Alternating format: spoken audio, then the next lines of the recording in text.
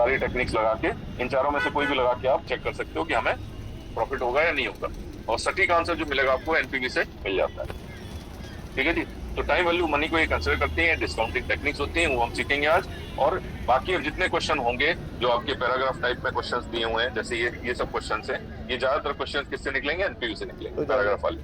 बाकी में भी पूछा जाएगा कि पेबैक पीरियड निकालो, एवरेज रेट ऑफ निकालो, नेट प्रेजेंट वैल्यू निकालो। यहाँ भी आपसे पूछा जाएगा क्या निकालो जी? नेट प्रेजेंट वैल्यू निकालो। नेट प्रेजेंट वैल्यू पूछा गया है।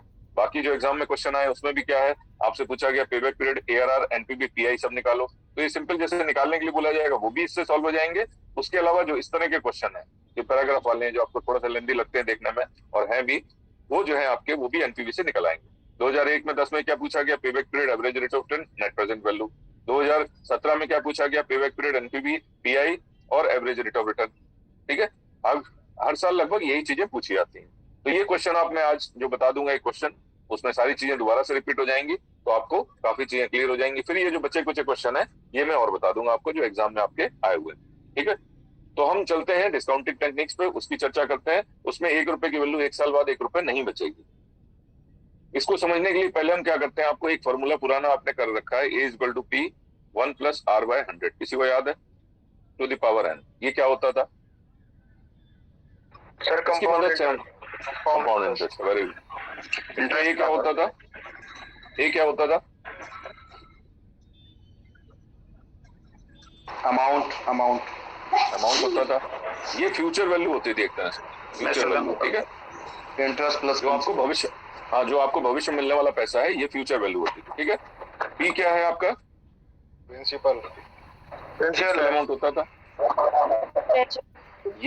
ये पैसा आप आज इन्वेस्ट कर रहे हो, मूलधन जो है ये आप आज इन्वेस्ट कर रहे हो। ठीक है। हम इसको अभी आज क्या बोलेंगे? ये प्रेजेंट वैल्यू है आपकी। ठीक है। जो आप अभी लगा रहे हो, इन्वेस्ट कर रहे हो, ये प्रेजेंट वैल्यू आज की डेट में। ये ब्याज लगने के बाद ये पैसा कुछ आपको मिलेगा, जो अमाउंट जिसको आप कहते हो, ये फ्यूचर वैल्यू होती है। 1 साल बाद कितना मिलेगा, 2 साल बाद कितना मिलेगा, ये मतलब।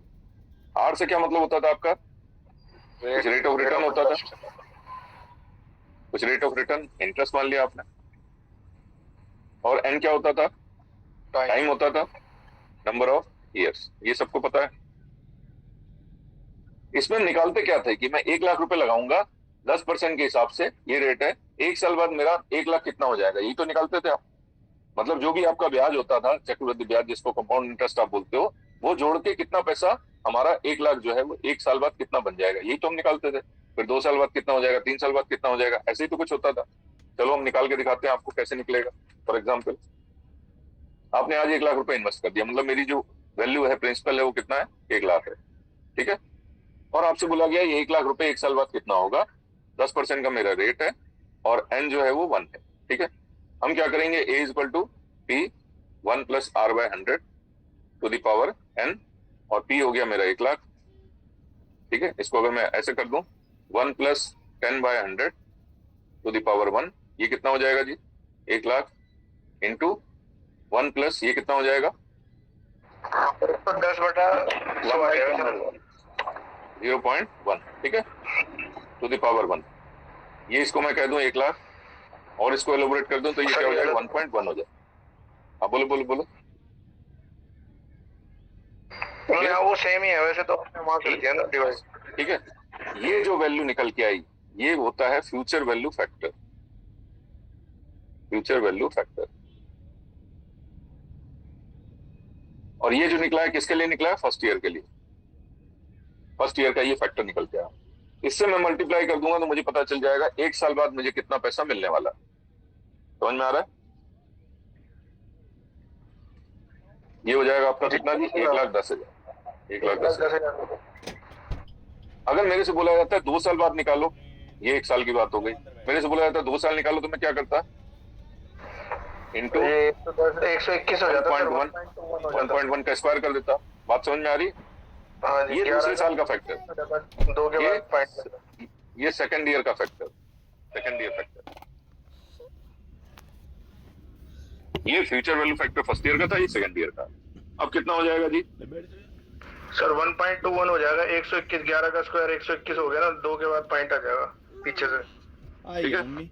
मल्टीप्लाई कर दिया आपने 1 लाख से, कितना हो जाएगा? अभी आएगी कैसे? कोई स्क्वायर में क्यों गया तो कैसे किया? सीमा भी आएगी। देखो ये समझ में आ गया, 10% का मैं रेट लेके चल रहा था। पहले साल का मुझे क्या करना था, पहले साल के बाद मुझे 1 लाख जो मैंने लगाया उसकी वैल्यू क्या होगी ये निकालनी थी।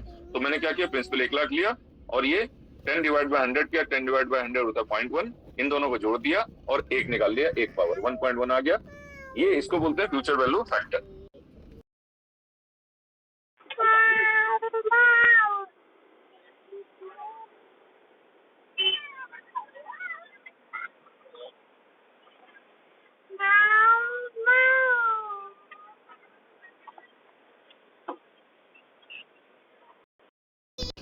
वन 1.1 का स्क्वायर होता है 1.21 जो आपने बताया, ठीक है। ये मल्टीप्लाई करेंगे तो मुझे ये फ्यूचर वैल्यू मिलेगी 2 साल बाद। इसी तरह से 3 साल, 4 साल, 5 साल फ्यूचर वैल्यू आप कैलकुलेट कर सकते थे, जैसे आप कंपाउंड इंटरेस्ट निकाला जाता है उस हिसाब से। इसमें ये जो फैक्टर मैंने इसको तोड़ के अलग कर दिया, ये जो फैक्टर निकल के आया 1.21, ये सॉरी 1.21 जो निकल के आया, स्क्वायर की बात है, ये जो निकल के आया इसको बोलते हैं future value factor. Future value factor second year का, ये फर्स्ट ईयर का, सेकंड ईयर का एंड सो ऑन। तो आप इसकी मदद से आराम से निकाल सकते हो। अगर इसकी आपको टेबल बना के दी जाए 10% के हिसाब से 1.1, 1.21 ऐसे ऐसे ऐसे ऐसे है, आप आराम से जो भी पैसा लगा रहे हो उससे मल्टीप्लाई करो, आपको पता चल जाएगा मेरा 10 साल बाद कितना पैसा बनने वाला है, राइट। ऐसे ही निकाला जाता है, यही तरीका है निकालने का। ओके चले आगे। सर रेट हमारी कहानी तो सर सेम थोड़ी होता है, मतलब सेम ही होगा। सेम ही होगा। जब आपने आज इन्वेस्ट किया है, आपने एफडी में डाला तो आपने कितना बोला 6.8%, तो 6.8 ही रहेगा, वो आ गया। ठीक है ना। सर हर क्वेश्चन में जो इंटरेस्ट का जो रेट है वो बोल रहे हैं, हर क्वेश्चन में सेम थोड़ा होगा। क्वेश्चन में, हाँ हर क्वेश्चन में अलग अलग हो सकता है, नो प्रॉब्लम, लेकिन एक क्वेश्चन के लिए, कैलकुलेशन के लिए तो एक ही रहेगा। जैसे हम ये क्वेश्चन मान लो चल रहे हैं तो इसमें 10% माना तो 10 ही रहेगा, ठीक है, बात खत्म हो गई। हर साल का 5 साल की अगर बात हो रही है तो 5 साल 10% लेना है आपको, ठीक है, ये समझ में आ गई। प्रैक्टिकली आप कह रहे हो अलग अलग रेट होता है, वो अलग चीज है। आपने मान लो आज 6.8% से एफडी करी तो 6.8 ही तो चलेगा आपका। कोई नई एफडी अगले साल करोगे उसमें उस समय का रेट चलेगा, राइट। चले आगे। चलो जी, ये तो हो गई फ्यूचर वैल्यू की बात। अगर मैं आज पैसा लगाऊं और फ्यूचर में कितना मिलेगा उसकी बात हो गई, सिंपल, ठीक है। लेकिन हमें क्या करना है, हमें आज डिसीजन लेना है। ये तो फ्यूचर की बात हो गई, 1 साल बाद कितना मिलेगा, कल किसने देखा है। हमें आज की वैल्यू चाहिए। हम जो एनपीवी निकालेंगे उसमें हमें आज की वैल्यू चाहिए। क्यों चाहिए, कारण बता रहा हूँ। ये तो फ्यूचर वैल्यू निकालने का फॉर्मूला हो गया। मैं क्या कर रहा हूँ, T0 टाइम में, मतलब आज की डेट में मैं 1 लाख लगा रहा हूँ, बता दे, ध्यान से समझना।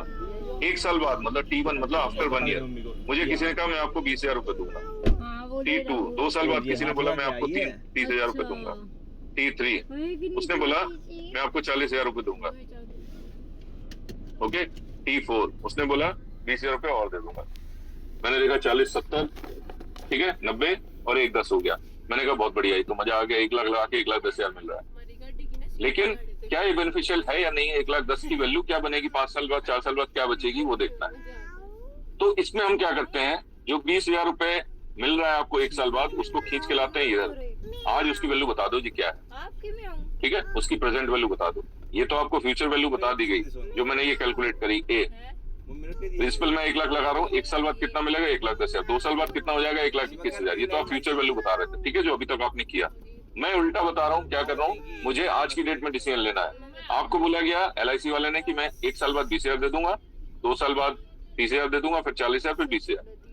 मुझे नहीं पता ये डिसीजन सही है कि नहीं, मुझे देख के लग रहा है ज्यादा है पैसा, मैं लगा दूंगा पैसा ब्लाइंडली, हो सकता है ना भी बेनिफिशियल हो। तो मैं डिसीजन लेने के लिए क्या करूंगा, इसकी प्रेजेंट वैल्यू बताओ जी, आज इसकी वैल्यू क्या है, निकाल सकते हैं हम। जब हम फ्यूचर वैल्यू निकाल सकते हैं तो फ्यूचर वाले पैसे की प्रेजेंट वैल्यू निकाल सकते हैं, जो आज हमें सीखना है। 2 साल बाद जो आपको पैसा मिलने वाला है उसकी आज वैल्यू बता दो क्या है जी। 2 साल बाद जो मिलने वाला है उसकी आज वैल्यू। 3 साल बाद जो मिलने वाला है उसकी आज वैल्यू बता दो जी क्या है। 4 साल बाद जो 20,000 मिलेंगे उसकी आज वैल्यू क्या है। अगर ये आपको सारी वैल्यूज पता चल जाए, ये सारी, इनको आपने अगर जोड़ लिया और इससे कंपेयर कर लिया तो डिसीजन आप आज ही ले सकते हो कि ये बेनिफिशियल है कि नहीं।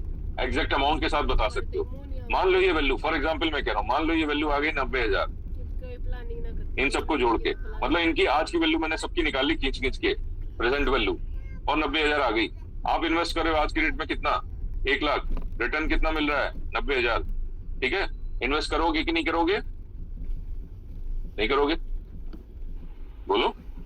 नहीं करेंगे तो सर, आप इन्वेस्ट नहीं करेंगे, बिल्कुल नहीं करेंगे, बिल्कुल नहीं करोगे, ठीक है। लेकिन अगर रेट पे निकालते होंगे ये कुछ एक वो तो होगा कि इन्फ्लेशन रेट पे कि भैया मैं मान के चल रहा हूँ 10%, आप 8 पे भी निकाल सकते हो, 10 पे निकाल सकते हो, 12 पे निकाल सकते हो। वो रेट आपको एक फिक्स क्वेश्चन में दिया रहेगा, कुछ तो रेट आप मानोगे तभी निकाल पाओगे, ठीक है ना।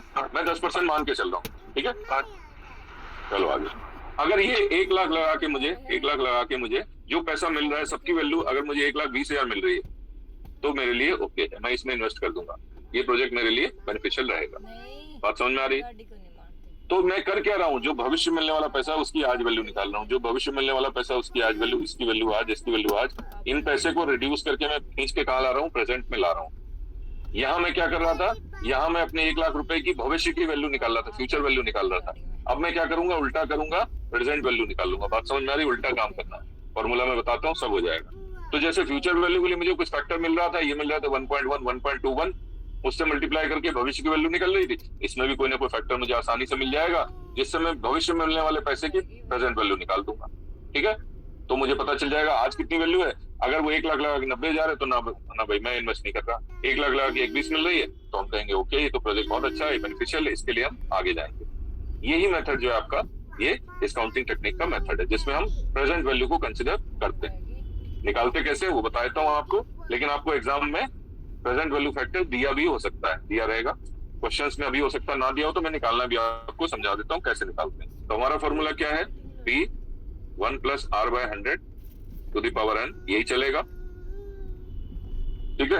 अब 1 रुपए से निकालने की बजाय मैं 1 लाख की बजाय मैं 1 रुपए की वैल्यू निकालूंगा, उससे भी निकल आएगा, और 1 लाख से निकालेंगे उससे भी निकल आएगा। उसमें आप जब 1 रुपए की वैल्यू निकाल लोगे तो 50,000 की भी निकाल सकते हो, 1 लाख की भी उससे मल्टीप्लाई करना है आपको खाली। जैसे मैंने 1 लाख का निकाला था अभी, कोई भी वैल्यू से मल्टीप्लाई करोगे निकल आएगा। कहने का मतलब मुझे प्रेजेंट वैल्यू चाहिए, P चाहिए, तो ये क्या हो जाएगा, A डिवाइडेड बाय 1 + R/100, ध्यान से समझना, to the power n।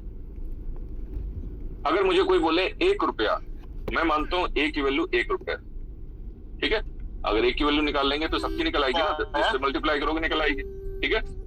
A की वैल्यू अगर मैंने 1 मानी तो P की वैल्यू क्या हो जाएगी, 1 डिवाइड बाय 1 प्लस, अच्छा रिटर्न मैंने ले लिया 10% और n मैंने ले लिया 1 साल ले लिया, 1 ईयर, तो क्या हो जाएगा जी, 10 divided by 100 to the power 1, present value निकल आएगी।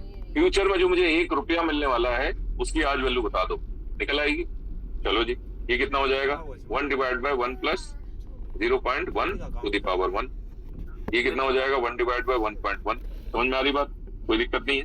इसको मैंने अगर कैलकुलेट किया तो ये हो जाएगा 0.909, अगर मैंने कैलकुलेटर पे कैलकुलेट किया ये हो जाएगा 0.909। मतलब जो आपने 1 रुपया लगाया उसकी 1 साल बाद वैल्यू कितनी बचेगी, या उल्टा कह रहा हूं मैं, जो 1 रुपया 1 साल बाद मिलेगा उसकी आज वैल्यू क्या है, प्रेजेंट वैल्यू क्या है, 0.909, ठीक है। ये समझ में आ रहा है। इसको बोलते हैं क्या, present value factor, present value factor. इसको यूज करके हम एनपीवी पीआई सब निकाल लेंगे, प्रेजेंट वैल्यू फैक्टर। 1 रुपए की वैल्यू 1 साल बाद 0.909 ही बचेगी, तो अगर आपको प्रेजेंट वैल्यू निकालनी है उसकी, एक साल बाद जो पैसा मिलेगा, तो आज के पैसे को इससे मल्टीप्लाई कर दो, एग्जैक्ट मैच हो जाएगा और आपकी वैल्यू निकल आएगी, ठीक है। बात समझ में आ रही है। अब अगर 2 साल बाद है तो क्या करेंगे, ये तो हो गई फर्स्ट ईयर की बात, ये क्या हो गई, फर्स्ट ईयर की बात। आफ्टर 1 ईयर, 1 ईयर आप मतलब 1 साल बाद इसकी वैल्यू कितनी हो जाएगी, 909। अब 2 करेंगे तो कितना हो जाएगा, P = 1 डिवाइड बाय 1 प्लस 10/100, ठीक है, टू द पावर 2। ये कितना हो जाएगा जी, 1.1, यही आएगा, टू द पावर 2। ये हो जाएगा 1 डिवाइड बाय 1.21 और ये आ जाएगी वैल्यू 0.826। मतलब 1 रुपए की वैल्यू 2 साल बाद और कम हो जाएगी, कितनी बचेगी, 0.826 ही बचेगी। तो अगर आपको कोई बता रहा है कितनी वैल्यू 20,000 देंगे, तो इस फैक्टर से मैं मल्टीप्लाई करके उसकी प्रेजेंट वैल्यू निकाल लूंगा, क्योंकि इसकी वैल्यू कम हो जाएगी, तो 20,000 के बजाय क्या बचेगा, 20 से कम बचेगा। ये मैं कहने का मतलब, बात समझ में आ रही है। कोई किसी तरह का डाउट है तो बताओ, आगे चलें। इस तरह से हमें फैक्टर कैलकुलेट करना है। अब क्या करना है, ये बार बार कैलकुलेट करेंगे तब तो बहुत टाइम लगेगा, ऐसे तो बड़ी दिक्कत हो जाएगी। 10% के हिसाब से मैं बार बार ऐसे स्क्वायर करता रहूंगा तो बहुत समय लगेगा, तो इसमें सीखने का तो कुछ भी नहीं हुआ, फिर तो मजा नहीं आया। तो मैं क्या करूंगा, आपको एक टेक्निक बताता हूँ। मैंने क्या किया है, कैलकुलेटर सबके पास है, 5 बार मार देते हैं। हाँ सॉरी, 1 डिवाइडेड बाय 1.1 किया मैंने, ठीक है, दिख रहा है 1 डिवाइड बाय 1.1 कितना आ गया जी, ये आ गया 0.909090, ऐसे करके वैल्यू आ गई। मुझे 3 डिजिट तक लेना है तो 909 मैंने ले लिया। ये फैक्टर 3 डिजिट तक लिया जाता है, राइट, 909। अब मुझे दूसरे साल का चाहिए, दूसरे साल का चाहिए तो मुझे कुछ नहीं करना, इक्वल साइन दबाना है खाली। तो ये आ गया कितना जी, 0.826 आ गया। फिर तीसरे साल का चाहिए फिर इक्वल दबा दूंगा, फिर चौथे साल का, पांचवें साल का, सब आ जाएंगे मेरे पास, सारे फैक्टर निकल आएंगे। ठीक है, इसको बोलते हैं प्रेजेंट वैल्यू फैक्टर। तो जो भविष्य में आपको पैसा मिलने वाला है, अभी मैंने क्या बोला, 1 रुपए की वैल्यू, अगर 20,000 मिलने वाला है तो मैं 20,000 की वैल्यू इससे मल्टीप्लाई करूंगा, उसकी प्रेजेंट वैल्यू निकल आएगी। ये प्रेजेंट वैल्यू फैक्टर है, जैसे वो फ्यूचर वैल्यू फैक्टर था, ये प्रेजेंट वैल्यू फैक्टर है। भविष्य में मिलने वाले पैसे को इससे मल्टीप्लाई करोगे तो उसकी आज की वैल्यू पता चल जाएगी। बात समझ में आ रही है? निकालना बहुत आसान है, इक्वल करते जाओ, 1 साल, 2 साल, 3 साल, 4 साल, 5 साल निकल आएगा। ये तो हुई 10% की बात। ये क्या हुई, 10% की बात। अगर आपने 12% से निकालना है तो क्या करोगे, P equal to 1 divided by 1 plus 12/100 कर देंगे प्रेजेंट वैल्यू। ये कितना हो जाएगा जी, 1 डिवाइड बाय 1 प्लस 0.12 हो जाएगा और 1 डिवाइड बाय 1.12 हो जाएगा। ये 12% के हिसाब से चलेगा। अगर हम 12% लेते हैं तो बोलो तब क्या हो जाएगा, 1 डिवाइड बाय 1.12 हो जाएगा, ये वैल्यू निकल के आएगी। ये हो गया पहले साल का, ये दूसरे साल का, तीसरे साल का, चौथे साल का। क्लियर, समझ में आ गई बात? अगर ये 8% होगा तो 8% के हिसाब से निकाल लेंगे। 8% होगा तो क्या हो जाएगा, 1 डिवाइड बाय 1 प्लस 8/100 और ये वैल्यू हो जाएगी 1 डिवाइड बाय 1.08 हो जाएगा। ठीक है, 1 डिवाइड बाय 1.08, तो इसके हिसाब से निकाल लेंगे 1 डिवाइड बाय 1.08। बात समझ में आ रही? 1.08 ये वैल्यू निकल आएगी आपकी। इक्वल करते चलो, 1 साल, 2 साल, 3 साल, ये निकल जाएगा। क्लियर? तो इस तरह से निकाला जाता है। लेकिन आपको जो ये वैल्यू मैं बता रहा हूं, ये वैल्यू एग्जाम में दी होगी, नहीं दी होगी, या अभी क्वेश्चन में प्रैक्टिस करते समय अगर नहीं है तो आप निकाल लेना, कोई दिक्कत नहीं। तो क्वेश्चन में, एग्जाम में कैसे दिया होगा, क्वेश्चन में सबसे नीचे दिया होगा, जो भी क्वेश्चन आपको बताया गया उसके बाद नीचे दिया होगा प्रेजेंट वैल्यू फैक्टर। जैसे एग्जाम में मैं दिखा दूं आपको, क्वेश्चन में दिया रहता है प्रेजेंट वैल्यू फैक्टर 10% के हिसाब से इतना इतना इतना इतना इतना 1 से 5 साल रिस्पेक्टिवली। ठीक है, एक तो ये तरीका हो गया। दूसरा तरीका क्या हो गया, और एक तरीका बताता हूँ कैसे लिखते हैं, आपको प्रेजेंट वैल्यू फैक्टर बता देगा इस तरह से। या दूसरा तरीका लिखने का देखो, ये है प्रेजेंट वैल्यू। ठीक है जी, प्रेजेंट वैल्यू 1 साल का 10% के हिसाब से 0.10 लिख दिया, मतलब 10%, 909 है। पीवी फैक्टर इसको बोलते हैं प्रेजेंट वैल्यू फैक्टर। दूसरे साल का 10% के हिसाब से 10% मतलब 10/100, तीसरे साल का, चौथे साल का, पांचवें साल का, ये एक तरीका।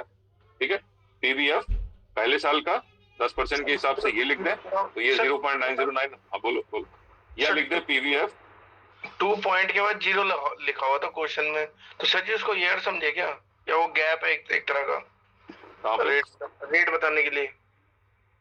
कहाँ देख रहे हो? जैसे वो ऊपर वाले, ये वाले, नीचे वाले में, ये क्वेश्चन नंबर 5 वाले के अंदर। हाँ, क्या लिखा है? जैसे 2 पॉइंट लिखा हुआ है सेकंड ईयर में, ये पीवीएफ में सर, प्रेजेंट वैल्यू फैक्टर वाले। हाँ 2 पॉइंट, हाँ ये बता रहा फर्स्ट ईयर का 909 हो गया। और ये इसको दूसरी तरह से क्या लिख सकते हैं, 0.10 लिख सकते हैं, इक्वल टू 909। ये लिखने का तरीका है। 10% लिख दो या 10/100 कर दो तो क्या हो जाएगा, 0.10 हो जाएगा। अब दूसरे साल का कैसे लिखा है इन्होंने, पीवीएफ, या तो लिख दो दूसरे साल का 10% के हिसाब से कितना हो गया जी, 0.826 हो गया। या दूसरा तरीका क्या हो सकता है, पीवीएफ सेकंड ईयर का कितना हो जाएगा फैक्टर, 0.10 मतलब 10% के हिसाब से। दोनों एक ही चीज है। ये दिया रहेगा क्वेश्चन, नहीं दिया है कुछ क्वेश्चंस में, अगर मैंने जो अभी बनाया उसमें नहीं दिया तो आप निकालना, मैंने आपको बता दिया। 10% के हिसाब से कैसे निकालते हैं, 8% के हिसाब से, 12% के हिसाब से, सब आप निकाल सकते हो। इक्वल करोगे 2 सेकंड में निकल जाएगा। बात समझ में आ गई? एग्जाम में इस तरह से लिख के, हाँ इस तरह से लिख के आ सकते। हाँ जी। अगर ये मान लो 5 साल का मुझे इकट्ठा चाहिए हो, 5 साल का फैक्टर का इकट्ठा चाहिए हो, ये तो हाँ इसका यूज बताता हूँ, अभी इसका यूज भी बताऊंगा क्या है, तो आपको तब समझ में आएगा एनपीवी कैसे निकालना है। इसको बोलते हैं प्रेजेंट वैल्यू फैक्टर। जो हम ये वैल्यू निकाल रहे हैं ना, ये पी जो हम निकाल रहे हैं, ये प्रेजेंट वैल्यू फैक्टर है 1 रुपए के हिसाब से। इसमें जितने भी अमाउंट आप मल्टीप्लाई करोगे निकल आएगा। इसको बोलते हैं पीवीएफ को क्या बोलते हैं, प्रेजेंट वैल्यू फैक्टर, जो मैंने अभी आपको निकाल के दिखाया और एग्जाम में दिया रहेगा। और बहुत काम की चीज है आपकी, ठीक है, पर्सनल यूज में भी कर सकते। प्रेजेंट वैल्यू फैक्टर किस रेट से है, 10% के हिसाब से। ओके, इसके अलावा एग्जाम में या क्वेश्चन में दिया हो रेट ऑफ रिटर्न, जो आप पहले पूछ रहे थे, rate of return at the rate of 10% दिया फॉर एग्जाम्पल, या दिया रहे रिक्वायर्ड रेट ऑफ रिटर्न, या दिया रहे कॉस्ट ऑफ कैपिटल। ठीक है, कभी कभी ये शब्द यूज करते हैं, cost of capital. At the rate of 10%। मतलब ये सब क्या है, इसी के पीवी फैक्टर के परसेंटेज निकालने के लिए परसेंटेज आपको दिया है। कहीं रिक्वायर्ड रेट ऑफ रिटर्न 10% है, ठीक है, कहीं लिखा रहेगा कॉस्ट ऑफ कैपिटल 10% है, ठीक है, कहीं लिखा रहेगा पीवी फैक्टर 10% के हिसाब से। तो ये जो भी आपका है देखो क्वेश्चन में लिखा रहता है, आपको बता दूं मैं, रिक्वायर्ड रेट ऑफ रिटर्न 10% है। अभी तक आप यूज नहीं कर रहे थे पे बैक पीरियड या ईआरआर में, अब यूज करना है एनपीवी के लिए काम आता है 10%, ठीक है। यहाँ देखो इसमें रेट ऑफ रिटर्न, इसमें देख लो कितना है जी, रिक्वायर्ड रेट ऑफ रिटर्न 10%, ठीक है, रेट ऑफ रिटर्न 10%। और देखो जी, और इसका क्या नाम है, discounting rate at the rate of 10%। Discounting rate, ये हम फ्यूचर वैल्यू को क्या कर रहे हैं, डिस्काउंट कर रहे हैं, पीछे लेके आ रहे हैं, तो ये डिस्काउंटिंग रेट भी हो सकता है, फ्यूचर वैल्यू को डिस्काउंट करके ला रहा है, discounting rate at the rate of 10%, सब एक ही चीज है। मतलब ये एनपीवी निकालना है आपको 10% के हिसाब से, पीवी फैक्टर लेके आपको प्रेजेंट वैल्यू फैक्टर निकालना है। कुछ कुछ समझ में आया? इसका यूज देखेंगे के लिए वो यही है। हाँ जी, क्या कह रहे, जहाँ भी सर ये परसेंटेज लगा दे और कह दे कि भाई ये निकालना है इतने परसेंट से, तो वो यही है, मतलब यही मतलब, ठीक है। दो ही परसेंटेज मिलते हैं आपको, एक तो टैक्स का परसेंटेज मिलता है, एक ये पीवी फैक्टर निकालने का परसेंटेज मिलता है, दो ही मिलते हैं क्वेश्चन, ठीक है। तो टैक्स का जो होता है कम से कम 30%, 35%, 50% होता है, ये परसेंट जो है वो 8, 9, 10 के आसपास ही होता है, तो उससे भी आपको पता चल जाएगा रिक्वायर्ड रेट ऑफ रिटर्न कितना है, उससे पता चल जाएगा। इसका यूज हम देखते हैं, ठीक है, इसका यूज समझते हैं, तब आपको ज्यादा समझ में आएगा। निकालना आ गया आपको 10% के हिसाब से। मैं क्या कर रहा हूँ, मैंने आपको क्या क्वेश्चन बताया, T0 में मैंने क्या लगाया, 1 लाख रुपए लगाए, आज की डेट में 1 लाख लगाए। उसने कहा 1 साल बाद मैंने कितना लिखा, अभी निकाल देते हैं, आपको अभी पता चल जाएगा प्रॉफिटेबल है या नहीं है, अभी पता चल जाएगा, ठीक है। मैंने कितना अमाउंट लिया था मैं देख लेता हूँ और उसके हिसाब से अभी निकाल देता हूँ। मैंने लिखा T1 में आपको मिलेगा 20,000 रुपए, 1 साल बाद मतलब 2 साल बाद LIC वाले ने बताया आपको कितना मिलेगा, 30,000 रुपए। तीसरे साल बाद आपको कितना मिलेगा जी, मान लो ये भी 30,000 मान लें, 30, 60 और 20, 80, हाँ नहीं 40 मान लेते हैं चलो। और चौथे साल बाद कितना मिलेगा, at the end of 4th year ये होता है 20,000। मैं इनको खींच के इनकी प्रेजेंट वैल्यू निकालूंगा, ठीक है, और आज की डेट में डिसीजन ले लूंगा ये सही है कि नहीं। आपको ये कह रहा है फ्यूचर वैल्यू, इसकी आज वैल्यू निकालोगे तो इतनी नहीं होगी, इससे कम होगी, राइट। तो हम क्या करेंगे, इसको डिस्काउंट करके, इसको खींच के इसकी प्रेजेंट वैल्यू निकालेंगे, ठीक है। चलो कैसे इसकी टेबल बनती है, मैं ईयर ले लूंगा, ये है क्या आपके कैश इनफ्लोज है जो आपको बताया गया, कैश इनफ्लोज, इतना आपको पैसा मिलने वाला, प्रॉफिट मिलने वाला। इसको मैं किससे मल्टीप्लाई करूंगा, पीवी फैक्टर से और एट द रेट ऑफ 10% के हिसाब से, ठीक है। तो मेरी क्या निकल के आएगी, present value of cash inflow. आज की डेट में इनफ्लो कितना है, उसकी प्रेजेंट वैल्यू क्या है, ये तो फ्यूचर वैल्यूज है कैश इनफ्लो की, उसकी आज वैल्यू बता दो जी कितनी है, present value of cash inflow, जिसपे आपके एनपीवी पीआई सब इसी पे काम करेंगे। ये टेबल आपकी बनने वाली है एनपीवी के लिए, 1 साल, 2 साल, 3 साल, 4 साल। मुझे कितना बताया गया, 20,000, मुझे कितना बताया गया, 30,000, मुझे बताया गया 40,000। अभी 2 सेकंड में आप डिसीजन ले लोगे मैं ये ओके है नहीं है। फैक्टर आपने पहले से निकाल रखा है 909, 0.826, ठीक है, 0.751, 0.683, ठीक है। अब इसको मैं निकालता हूँ, कैलकुलेट करता हूँ, ये हो गया आपका कितना जी, 20,000 मल्टीप्लाइड बाय 0.909, ये वैल्यू आ गई 18,180। जो आपको बोला जा रहा है ना 20,000 1 साल बाद मिलेंगे, अगर उसकी आज वैल्यू निकालो तो कितनी है, 18,180। मतलब मैंने उसको खींच के उसकी आज की वैल्यू निकाली, बात समझ में आ रही है। चलो 30,000 मल्टीप्लाइड बाय 0.826, ये हो गया जी 24,780। मैं इन दोनों को मल्टीप्लाई कर रहा हूँ, 40,000 मल्टीप्लाइड बाय 0.751, ये हो गया जी 30040, और चौथे साल में और कम हो जाएगी तो 0.683। ये प्रेजेंट वैल्यू फैक्टर है जो फ्यूचर में मिलने वाली पैसे को आज की डेट में बता रहा है, उसकी वैल्यू आज कितनी, ठीक है। ये हो गया, ये लिया था मैंने 20, 30, 40, 20, इसको मैं टोटल कर देता हूँ, तो ये हो जाएगी present value of cash inflow, कितना जी, 13,660 प्लस 30040 प्लस 24,780 और प्लस 18,180, ये हो गया जी कितना, 86। आप खुद ही देख लो, 1 लाख रुपए आप लगा रहे हो ना, कितना पैसा मिल रहा है आपको, भविष्य में जो पैसे मिल रहे हैं उसको खींच के आपने निकाला, आज की डेट में कितना निकल के आया, सिर्फ 86,660। मैं दोबारा देख लूं एक बार, मतलब नहीं इन्वेस्ट करेंगे? नहीं, ओके नहीं है आपके लिए? हाँ, नहीं इन्वेस्ट करेंगे फिर, है ना सर जी? बिल्कुल। सर मतलब ये फ्यूचर में हमें 86,000 समथिंग मिलेगा 1 लाख लगाने के बाद? नहीं समझे, जो भविष्य में उसने ये बताया ना, चलावा दिखाया आपको, कितना इतना मिलेगा इतना मिलेगा, आप खुश हो गए। 40, 30, 70, 20, 90 और 1,10,000, एक लगाए 1,10,000 मिला है। ऐसे मूर्ख लोग बनाते हैं ना कुछ लोग मार्केट में, आपसे इन्वेस्टमेंट के लिए करवाते हैं। तो ये नहीं है आपके लिए फायदेमंद। आप डिस्काउंटिंग टेक्निक से क्या करोगे, इसकी आज की वैल्यू निकाल लो और इस 1 लाख से अभी कंपेयर कर लो, प्रॉफिटेबल है या नहीं है। ठीक है, नहीं है आपके लिए। प्रेजेंट वैल्यू कैश इनफ्लो आपने इतना निकाला, और आउटफ्लो कितना किया आपने, present value of cash outflow. आप आज कितना पैसा लगाना चाह रहे हो, 1 लाख, 1 लाख ये लगा रहे हो ना। ये जो खर्चा कर रहे हो, आउटफ्लो दे रहे हो, उसकी प्रेजेंट वैल्यू है वो। तो आज एक रुपए की वैल्यू आज तो 1 ही रुपए रहेगी, 1 लाख। तो क्या निकल के आ जाएगा, एनपीवी निकल के आ जाएगा कितना जी, माइनस कर दो, कितना आ गया, 13,340।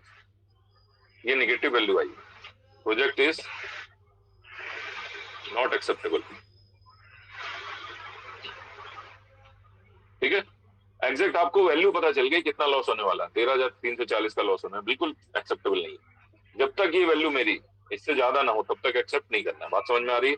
क्या समझ में आया इससे? जो मुझे भविष्य में मिलने वाले पैसे थे उसकी मैंने खींच के उसको डिस्काउंट करके उसकी आज वैल्यू निकाल ली। कैसे निकाली, कुछ प्रेजेंट वैल्यू फैक्टर की मदद से निकाल ली। जो पैसा था उसको मल्टीप्लाई करके, ये जो फैक्टर था 1 रुपए के हिसाब से निकाला था मैंने, तो 20,000 से मल्टीप्लाई करूंगा तो 20,000 की वैल्यू निकल आएगी। मतलब 1 रुपए की वैल्यू 1 साल बाद इतनी है, 2 साल बाद इतनी, 3 साल बाद इतनी, 4 साल बाद इतनी है। तो जितने भी अमाउंट से मैं मल्टीप्लाई करना चाहूँ आसानी से कर सकता हूँ, उसकी प्रेजेंट वैल्यू बता देगा। जो 20,000 1 साल बाद मिलेगा वो आज की रेट में 18,180 है। जो 30,000 रुपए एक साल बाद मिलेगा उसकी आज वैल्यू कितनी है, 24,780। जो 40,000 3 साल बाद मिलेगा उसकी वैल्यू आज कितनी है, 30,040। इस तरह से हमने वैल्यू सारी निकाली, सबको जोड़ दिया। ये present value of cash inflow है, जो भविष्य में आपको होने वाले हैं उसकी आज की वैल्यू। और आज के आउटफ्लो से मैंने इसको कंपेयर किया, मुझे तो पता चल रहा है तो प्रॉफिटेबल नहीं है जी, नॉट एक्सेप्टेबल। क्लियर, बात समझ में आई? इसका ये यूज है। चलें आगे। तो मैं इसको आपको बातों बातों में एक फॉर्मूला निकल आया, क्या बोलते हैं उसको, एनपीवी। एनपीवी ये क्या होता है जी, net present value, net present value. ठीक है, आज की वैल्यू नेट कैसे निकली, present value of cash inflow minus present value of cash outflow. कुछ नहीं समझ में आया दोबारा पूछना। ठीक है, present value of cash outflow बहुत इंपॉर्टेंट है। एनपीवी हर साल एग्जाम में निकालने को आता है। उसके अलावा जो बड़े क्वेश्चन, जो पैराग्राफ वाले क्वेश्चन है, वो सिर्फ और सिर्फ एनपीवी से ही निकलते हैं। एग्जैक्ट आपको प्रॉफिट लॉस पता चल जाता है, होना है नहीं होना है, प्रोजेक्ट एक्सेप्ट करें ना करें, बहुत इंपॉर्टेंट है। ठीक है, और अगर मैं इसी को डिवाइड कर दूं तो क्या निकल जाएगा, जो अगला मेरा फैक्टर है वो निकल जाएगा, दैट इज पीआई। पीआई क्या होता है जी, प्रॉफिटेबिलिटी इंडेक्स। Profitability index. तो लेकिन इसका दूसरा ना, इनफ्लो को आउटफ्लो से डिवाइड करते हैं जब आता है, लेकिन सर वो तो वही कर रहा हूं। इसका दूसरा नाम क्या है, बेनिफिट कॉस्ट रेशियो। बेनिफिट, कितना बेनिफिट कितनी कॉस्ट, और उसका क्या रेशियो, कितना बेनिफिट कितनी कॉस्ट, उसको डिवाइड करके रेशियो। ये क्या होता है जी, present value of cash inflow divided by present value of cash outflow. ठीक है, प्रेजेंट वैल्यू कैश आउटफ्लो, ये दोनों एक साथ ही निकल जाएंगे, बड़ी आसानी से निकल जाएंगे। जब दो वैल्यू निकल गई, माइनस करोगे एनपीवी आ जाएगा, डिवाइड करोगे पीआई आ जाएगा, बहुत आसान है। और इन दोनों के रिजल्ट्स जो होते हैं लगभग सेम होते हैं। जैसे आपने पीछे वाले में निकाला था 86,000 डिवाइड बाय 1 लाख। यहाँ आपने एनपीवी निकाल दिया, अब पीआई निकाल लो। पीआई कितना हो जाएगा जी, present value of cash inflow हाँ जी, divided by present value of cash outflow. चलो जी, प्रेजेंट वैल्यू कैश इनफ्लो कितना निकाला आपने, 8,660 डिवाइड बाय 1 लाख। ठीक है, कितना हो जाएगा, 8,660 डिवाइड बाय 1 लाख, कितना आ गया जी, 0.867 राउंड करके टाइम्स। ठीक है, ये गुना, इतना गुना है जी। और ये जो अमाउंट निकल के आया, ये एग्जैक्ट क्या है, रुपीज में है आपका। ये तो बहुत अच्छी चीज है, एग्जैक्ट अमाउंट पता चल रहा है प्रॉफिट लॉस का, ये रेशियो पता चल रहा है, इतने टाइम से जी। 1 रुपए से कम है ना ये, 1 रुपए से कम है, देखो 1 नहीं है ना, 0.867, 1 रुपए से कम। ठीक है, इन दोनों के रिजल्ट जो हैं लगभग सेम आते हैं, हमेशा नहीं कह सकते लेकिन लगभग सेम आते हैं। इसमें क्या क्राइटेरिया रहेगा, पे बैक पीरियड में आपने क्या क्राइटेरिया रखा था कि हमारा पैसा जितनी जल्दी वापस आ जाए, दैट्स ऑल, बात खत्म। ठीक है, वो पे बैक पीरियड जिसमें जल्दी हो जाए, 2 प्रोजेक्ट है तो जिसमें जल्दी आ जाए वो मेरा एक्सेप्टेबल प्रोजेक्ट रहेगा। एआरआर में आपने क्या बताया, एआरआर में ये बताया कि जिसमें रेट ऑफ रिटर्न मेरा ज्यादा रहेगा, एवरेज रेट ऑफ रिटर्न एक में 18%, एक में 20% है, मुझे 20% वाला प्रोजेक्ट चाहिए। ठीक है, यहाँ क्या कहानी है, यहाँ अगर एनपीवी की वैल्यू एक 0 से मतलब पॉजिटिव है तो क्या है, एक्सेप्टेबल है। अगर एनपीवी आपका नेगेटिव है तो क्या है, नॉट एक्सेप्टेबल। जो अभी आपने क्वेश्चन देखा, नेगेटिव नहीं होनी चाहिए, लॉस नहीं होना चाहिए। ठीक है, अगर 0 भी हो सकती कभी कभी तो आप ले भी सकते हो, नहीं भी ले सकते हो, कांट से। डिसीजन आपके ऊपर है, लेना चाहो ले लो, नहीं लेना चाहो कोई बात नहीं, 0 है तो मतलब इनफ्लो आउटफ्लो आपका बराबर आ रहा है। लेनी नहीं चाहिए है ना सर? नहीं लेनी चाहिए लेकिन आपका डिसीजन है, may be may not be, आपको अगर ठीक लग रहा है ओके। सिमिलर डिसीजन जो है पीआई के हैं, पीआई की वैल्यू अगर 1 से ज्यादा है तो एक्सेप्टेबल है, पीआई की वैल्यू अगर 1 से कम है तो नॉट एक्सेप्टेबल है। दोनों मेथड से सेम रिजल्ट आता है, बस इसमें टाइम्स पता चलता है, रेशियो आता है, उसमें एग्जैक्ट अमाउंट आता है। और पीआई अगर 1 है तो कुछ भी हो सकता है डिसीजन आपका, कांट से। ठीक है, जब एनपीवी पॉजिटिव होगा तो पीआई कितना होगा, 1 से ज्यादा होगा, 100% ज्यादा होगा। जब ये वैल्यू ज्यादा है, ये कम है, तभी ये पॉजिटिव होगा, और ये ज्यादा है तो मतलब ऊपर वाली वैल्यू ज्यादा है, नीचे वाली कम है तो 1 से ज्यादा होगा। ठीक है, ये 25,000 है, ये 12,000 है तो 1 से ज्यादा ही आएगी ना वैल्यू डिवाइड करके, ऑब्वियसली।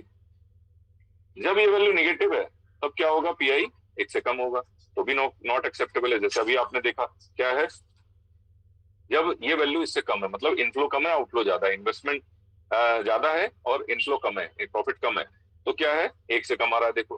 ठीक है, तो प्रोजेक्ट इज नॉट एक्सेप्टेबल। क्यों, क्योंकि बिकॉज एनपीवी इज नेगेटिव आ रहा है, इसलिए एक्सेप्टेबल नहीं है इसके हिसाब से, एज एनपीवी इज नेगेटिव। और यहाँ क्या डिसीजन हम देंगे, प्रोजेक्ट इज, अगर पीआई की बात करें, project is not accepted as PI is less than 1, 1 से कम। तो पीआई का डिसीजन ये कहता है कि 1 से कम हो तो नहीं लेना, लेकिन दोनों के डिसीजन लगभग बराबर ही आते हैं, रेयर केस में कुछ अलग हो सकता है, लगभग बराबर आते हैं। ठीक है, तो क्या हो गया, मैंने आपको क्वेश्चन भी बता दिया, ये बता दिया। एनपीवी 0 है तो क्या होगा, पीआई 1 होगा। क्यों भाई, एनपीवी 0 कब होगा, जब ये दोनों वैल्यू बराबर होंगी तो डिवाइड करोगे तो 1 ही तो आएगा, ये और ये सेम है तो क्या होगा, 1 ही तो आएगा। तो इसका डिसीजन 1 है, कांट से, कुछ भी हो सकता है, ले लो या मत लो, आपके ऊपर है। ठीक है, चलें आगे। लेकिन अगर एनपीवी, सर बंदा क्यों लेगा, जितनी इन्वेस्टमेंट हुई फ्यूचर रेट में भी, इतनी मेहनत करने के बाद, मतलब हर एक चीज करने के बाद, तो उसको उतने ही पैसे मिलेंगे तो वो काय को एक्सेप्ट सही बात है, इसीलिए हम कहते हैं एनपीवी। मान लो प्रोजेक्ट ए में, बी में एनपीवी यहाँ पे आ रहा है मान लो 28,000 और यहाँ आ रहा है 30,000। पीआई मान लो प्रोजेक्ट ए में, बी में यहाँ पे आ रहा है 1.20 और यहाँ आ रहा है 1.40। कौन सा प्रोजेक्ट आप एक्सेप्ट करोगे इन दोनों में? सर दूसरे वाला, जिसमें एनपीवी ज्यादा, जिसमें प्रॉफिट नेट प्रेजेंट वैल्यू जिसमें ज्यादा होगी, प्रॉफिटेबल मतलब जिसमें ज्यादा प्रॉफिट होगा, इसके हिसाब से कौन सा पसंद करोगे? सर दूसरे वाला, बी वाला। दूसरे वाला, ठीक है। जिसमें पीआई ज्यादा होगा तो ये दोनों डिसीजन क्या बताते हैं, व्हिचएवर इज हायर। पीआई भी वही बताता है कि जो मेरा इंडेक्स है, बेनिफिट कॉस्ट रेशियो है, ये जिसमें ज्यादा होगा मैं उस प्रोजेक्ट को लूंगा, और एनपीवी भी यही बताता है, सेम मेथड है, सेम तरीका, सेम रिजल्ट है, सब कुछ सेम है, कोई दिक्कत नहीं। ये माइनस करके वैल्यू एग्जैक्ट पता चलती है अमाउंट में, ये रेशियो पता चलता है आपको, मैंने इसका डिसीजन बता दिया क्या होगा। चलें आगे, कोई दिक्कत? बोलो जी। नहीं सर सही है, क्लियर है सर। एक में इसमें पेबैक पीरियड चलते चलते, हाँ बोलो बोलो। कोई दिक्कत नहीं सर, ठीक है। एक में चलते चलते डिस्काउंटिंग पेबैक पीरियड और बता देता हूँ। डिस्काउंटेड पेबैक पीरियड इसी से निकल आएगा, आपको अलग से करने की जरूरत नहीं पड़ेगी।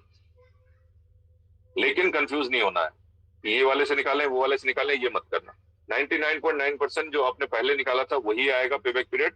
डिस्काउंटेड पेबैक पीरियड कभी कभी आता है, रेयर आता है। मैं नॉलेज के लिए बता देता हूँ, पता होना चाहिए आपको, ठीक है। चलो जी, मैंने अभी क्या बताया आपको, जो आपको फॉर्मूला मैंने बताया, जो मतलब क्वेश्चन कराया, उसी से निकाल देता हूँ।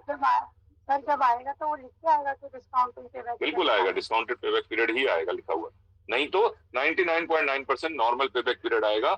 नॉर्मल पेबैक पीरियड आप कैश इनफ्लो को क्यूमुलेट करके निकालते हो, आपको पता है, ठीक है। अब देखो पीवी फैक्टर @10, जो भी मैंने क्वेश्चन सॉल्व किया उसी पे बताया, 10%। और क्या आ जाएगा, present value of cash inflow, cash inflow की प्रेजेंट वैल्यू, ठीक है। ये भी मैंने निकाला था, यही मैं दोबारा लिख रहा हूँ, ये जो निकाला था यही दोबारा लिख रहा हूँ। 1 2 3 4 कैश इनफ्लो था मेरे पास 20,000, दूसरे साल में था 30,000, तीसरे साल में था 40,000, चौथे साल में था 20,000। पीवी फैक्टर 0.909, 0.826, 0.751 और 0.680, ठीक है। और ये मैंने निकाला आपके लिए कितना, 18,180, ये निकाला था 24,780, ठीक है। और ये निकाला 30040, और क्या किया मैंने 13,660। जो नॉर्मल आपका पेबैक पीरियड है वो इसको क्यूमुलेट करके निकलता है, जो अब डिस्काउंटिंग पेबैक पीरियड है जो प्रेजेंट वैल्यू पे काम करता है वो इसको क्यूमुलेट करके निकलेगा, बस इतना सा फर्क है, बारीक सा फर्क, ठीक है। वो प्रेजेंट वैल्यू पे काम करता है क्योंकि ये डिस्काउंटिंग टेक्निक्स है। तो डिस्काउंटिंग पेबैक पीरियड में हम इसको क्यूमुलेट करेंगे, क्यूमुलेटिव कैश। कहने का मतलब ये है ना कि आज की वैल्यू में जैसे 4 साल बाद अगर वो मुझे 20,000 रुपए दे रहा है तो वो एक तरह से 20,000 नहीं दे रहा मुझे, 13,660 रुपए दे रहा है आज की वैल्यू के हिसाब। बिल्कुल बिल्कुल, present value, present value of cumulative cash inflow, ठीक है। ये मैं इसको क्यूमुलेट करूंगा, बस ये बात 18,180, ठीक है। मैं निकाल देता हूँ आपके लिए, तीसरे कॉलम को चौथे से गुणा मार रहे हो सर, क्या क्या 18,180 तीसरे वाले पे चौथे से गुणा कर दो ना। नहीं, गुणा तो मैंने कर दिया, दिस इनटू दिस ये आ गया। ये तो मैंने जो अभी पहले निकाला था वही है। प्रेजेंट वैल्यू निकालने के लिए क्या करेंगे, प्रेजेंट वैल्यू फैक्टर से मल्टीप्लाई करेंगे, ये वैल्यू आ जाएगी, ठीक है। ये मतलब ये वैल्यू आ गई, मैं इसको क्यूमुलेट कर रहा हूँ, इसको प्रोग्रेसिव निकाल रहा हूँ। अच्छा, क्योंकि मुझे पहले को दूसरे से ऐड है ना, ये उठाया प्लस दिस जैसे करते थे क्यूमुलेट वही करेंगे, प्लस 30040, ठीक है, प्लस 86,660, ठीक है। मैंने क्या किया, present value of cash inflow को क्यूमुलेट किया तो डिस्काउंटिंग पेबैक पीरियड निकलेगा, जो बहुत रेयर पूछा जाता है, पता होना चाहिए बस। चलो जी, डिस्काउंटिंग पेबैक पीरियड कितना आ जाएगा,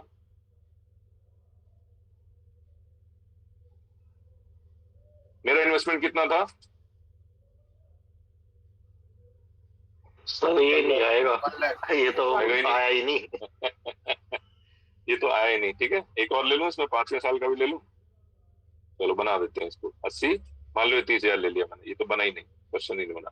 0.621 इसी में समझा देता हूँ, ठीक है। 0.621 मल्टीप्लाइड बाय 30,000, चलो कोई बात नहीं।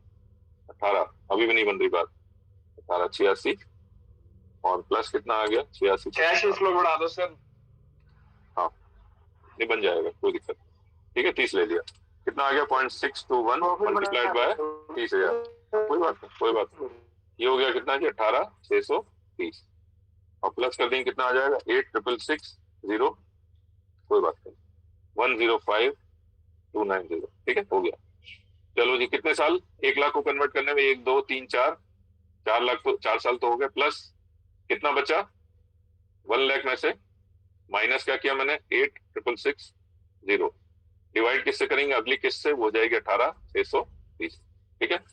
चलो कोई बात नहीं, कुछ तो निकल ही आएगा। 4 प्लस ये वैल्यू हो गई आपकी 1 लाख माइनस 8,660, ये वैल्यू आ गई 13,340 डिवाइड बाय 18,630, ठीक है।